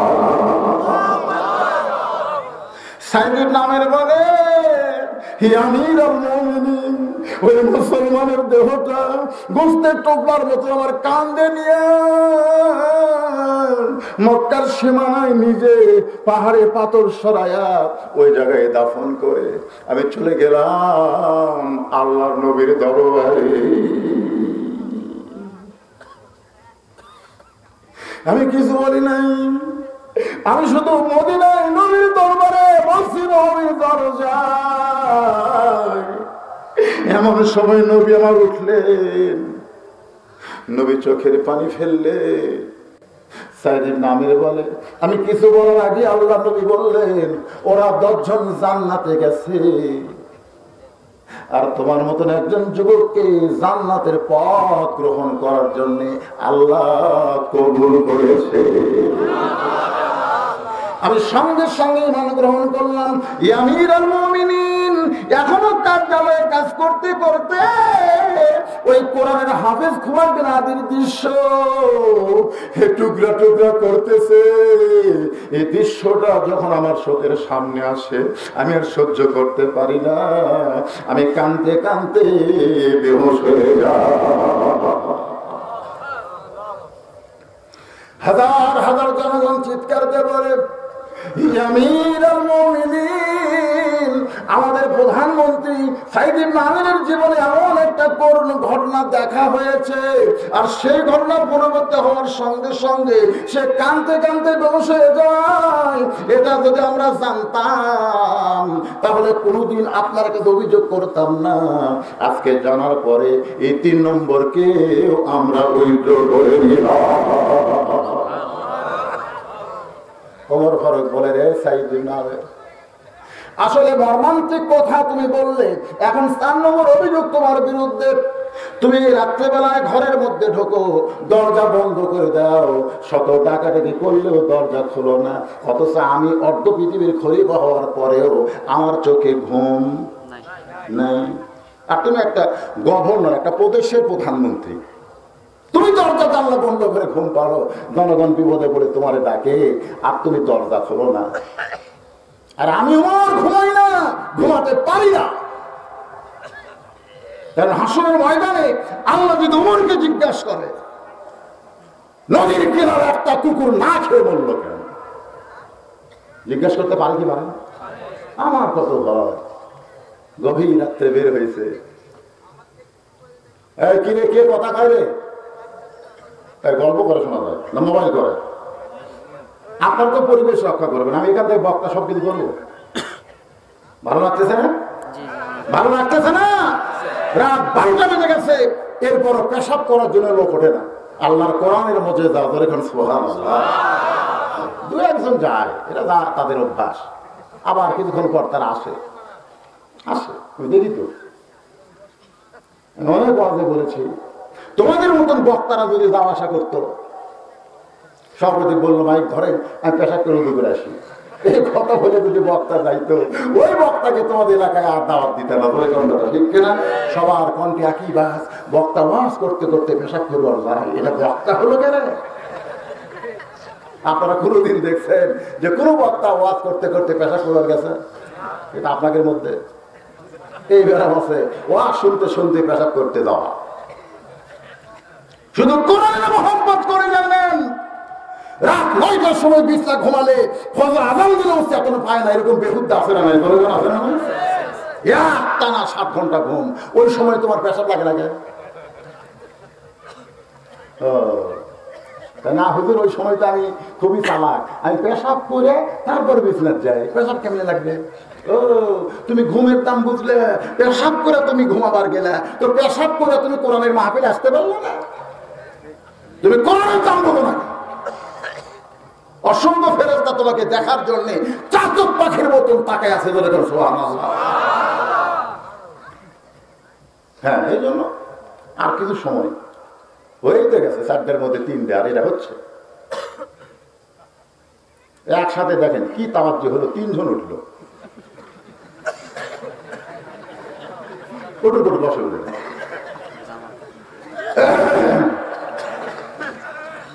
কি মন খারাপ? ওমর ফারুক বললেন, সাইদ ইবনে আমের, আমি অর্ধ পৃথিবীর খলিফা হওয়ার পরে রাত্রেবেলা আমি ঘুমাই না। ওমর ফারুকের জীবনের বহু ঘটনা রাত্রেবেলা ঘটেছে, এরকম ইতিহাস কি আপনাদের জানা নাই? আছে না? নাই। মরুভূমির মধ্যে তাবু, বাইরে একটা পুরুষ মানুষ খালি উত্তরে যায় দক্ষিণে যায়, উত্তরে যায় দক্ষিণে যায়, মানে অস্থির। ওমর ফারুক চিন্তা করলেন, এক স্থির করতে গেলে একটা ওষুধ আছে, তার নাম হলো সালাম। নাম কি? সালাম মানে কি?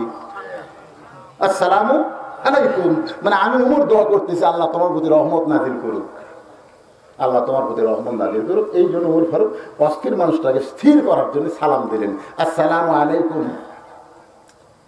লোকটা চিৎকার করে বলতে চাই, সালামের অর্থ জানো? ওমর ফারুককে বলতেছে, এই মিয়া, তুমি সালামের অর্থ জানো? অজগবি সালাম দাও। তুমি যতই সালাম দাও, আমার ভিতরে যে অস্থিরতা, এটা তোমার সালাম দিয়ে দূর হবে না। ওমর ফারুক অর্ধ পৃথিবীর খলিফা হওয়ার পরে আমাদের চৌকিদার কেমন কথা কইলে আর পাওয়ার দেখাতো, ধরে কোন কথা ঠিক করে, চৌকিদারের পাওয়ার নাই। এই করোনার সময় হয়েছিল, চৌকিদার যে মসজিদের দরজা বলতেছে 1.5 ফুট ফাঁক ফাঁক দাঁড়াতে হবে। চৌকিদারের কথা মতো সব দাঁড়ায়। ইমাম যদি বলে কাতারে ফাঁক রাখা যাবে না, তখন সমস্ত মুসল্লি বলবে চৌকিদারের কথার দাম বেশি, আপনার কথা চলবে না। কারণ চৌকিদারের সঙ্গে সরকার আছে, আর ইমামের সঙ্গে আমার আল্লাহ আছে। কিন্তু না, আল্লাহ যার সাথে আছে তার কথার দাম নেই। তো যার সাথে সরকার আছে, আল্লাহ পাওয়ার ভাই। সারা জীবন বাস করে আমরা মসজিদে মুসল্লি জোগাবার পারি না, আর চৌকিদার খালি একটা মাইকিং করলো 5 ওয়াক্তে 5 জন, জুমার নামাজে 10 জন, সে বছর রমজান মাস তারাবির নামাজে 12 জন, এর অধিক মসজিদে প্রবেশ করা যাবে না। চৌকিদারের পাওয়ার রে, এটা বলদের ওয়াজ খাটে। মসজিদ কমিটি এসে ইমামকে বলতে হুজুর আমরা সবাই সজাগ হলাম, আমরাই কয়জন? তো বলতেছে আপনার তো নামাজ পড়েন না। যদি বেশি হয় পুলিশ তো কমিটি ধরবি, এই ভয়ে আমরাই করে পাচ্ছন, বাইরের লোকের দরকার। কি ক্যাপাসিটি শুরু হলো ভাই? আপনার কি মনে করেন পাওয়ার নাই? অর্ধ পৃথিবীর খলিফার সামনে বলতেছে এই মিয়া ওর ঘরে পাওয়ার নাই, ঠাস করে যদি একটা চড় মারে। ওমর ফারুক আসামির মতন সামনে জানিয়ে বললেন, ভাইজান সালাম দেওয়ার পরেও তোমার অস্থিরতা যাবে না?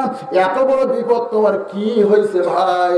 বলে আমার বাড়ি হলো অমুক জায়গায়, আমি অমুক জায়গায় বউকে নিয়ে রওনা দিয়েছি রাত্রিবেলায়, কারণ রাতের অন্ধকারকে মুসলমান নারীদের জন্য আল্লাহ পর্দা বানায়। কিন্তু আমার বিবি ছিল গর্ভবতী, এই গর্ভবতী বিবিকে নিয়ে যাওয়ার মাঝখানে আমার বউটার প্রসব বেদনা শুরু হয়েছে। আমি অস্থায়ী তাঁবুটা গায়ে, ওই তাঁবুর মধ্যে আমার বউটা কাঁদতেছে, চিৎকার করতেছে প্রসব বেদনায়, কারণ তখন সিজার করার কোন।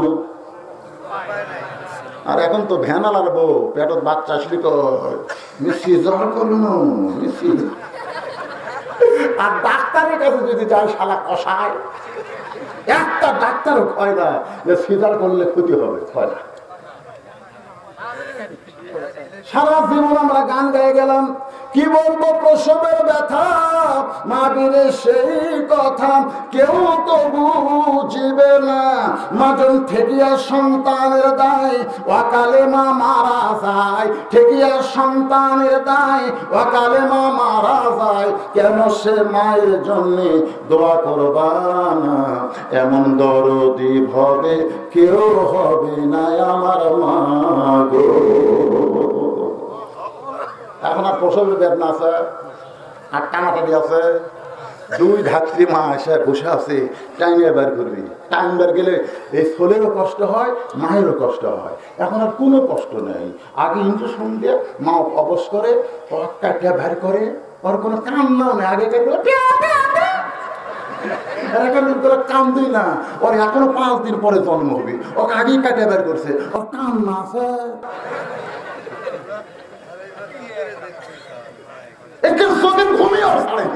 ঘুমন্ত বাচ্চা ব্যান করে তুলল, কি মজা রে।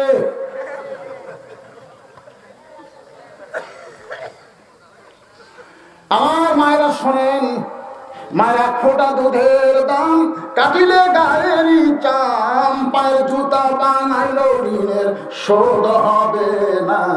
এমন দরদি ভাবে কেউ হবে না আমার মা গো। মা আপনার যে কত দাম মা, ইসলাম আপনার দাম বাড়াইয়া দিছে। লোকটা বলতেছে, রে গভীর রাতের পথিক, আমার বউটা প্রসবের নাই অস্থির হয়ে গেছে, আমি এখন স্বামী হয়ে কি করব? এই জন্য উত্তরে যাই, দক্ষিণে যাই, আমার করার তো কিছুই নাই। ওমর ফারুক বললেন, তোমার করার কিছু না থাকলে আল্লাহর হস্তে আমার কিছু করতে দাও, কারণ আমার কাছে ভালো একটা ধাত্রীর খবর আছে। সুবহানাল্লাহ, আমার কাছে ভালো একটা ধাত্রীর খবর আছে। ওমর ফারুক তাড়াতাড়ি বাড়ি গেলেন। প্রতিদিন তো যায় তাহাজ্জুদের সময়, আজকে তাড়াতাড়ি গেছে।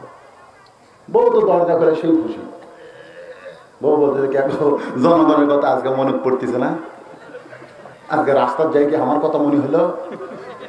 এত তাড়াতাড়ি আইসেন কেন? খুশি হয়ে একেবারে বুকত নিবার চাই। ওর ঘরে সরে দেয়, বলতেছে জান্নাতে যদি যাবার চাও তাড়াতাড়ি অস্ত্র ফস্ত্র লেবার। কিসের অস্ত্র? বাচ্চা ধরা লাগবে।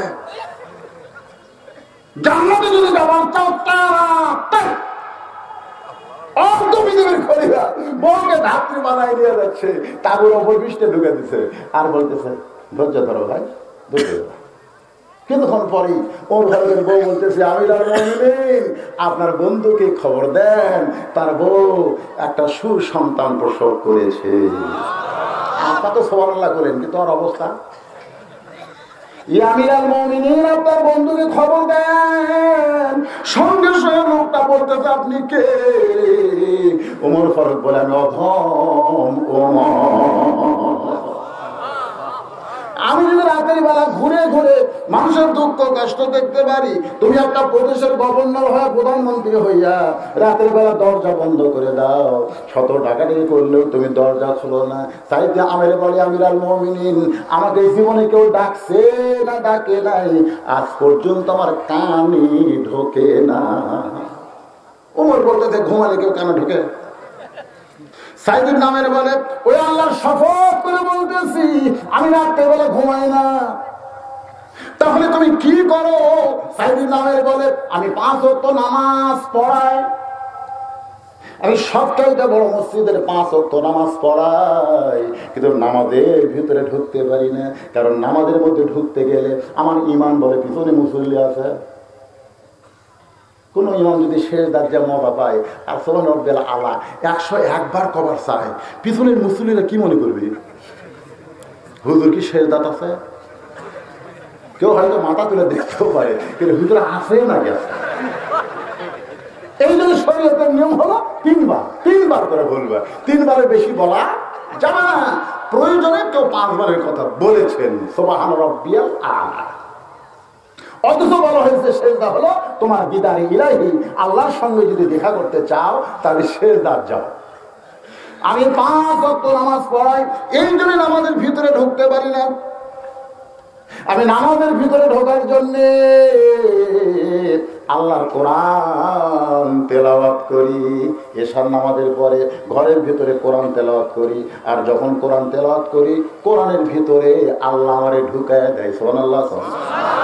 বিশ্বাস যদি না হয় আপনার এলাকার হাফিজি মাদ্রাসা যাবেন, আমার মাদ্রাসা আছে। আমি সকালবেলা দেখতে গিয়ে দেখি কবিতর যেরকম বাঁকে, কবিতরের বাঁক শুনছেন? ভুলতেছে আর খালি বক বক করে বকতেছে। আমি ওকে বক বখানি বন্ধ ফেরত বলি, বিলাই যেমন ইন্দুর ধরে এই পিছন দিক দিয়ে আসে একদম খপ করে ধরছি, যেই ধরছি আর পড়া বন্ধ। আমি বললাম পড়ো, ছেড়ে দেন। আমি বললাম পড়ো, কই ছেড়ে দেন। আপনি না খাওয়া পর্যন্ত আমি পড়তে পারবো না।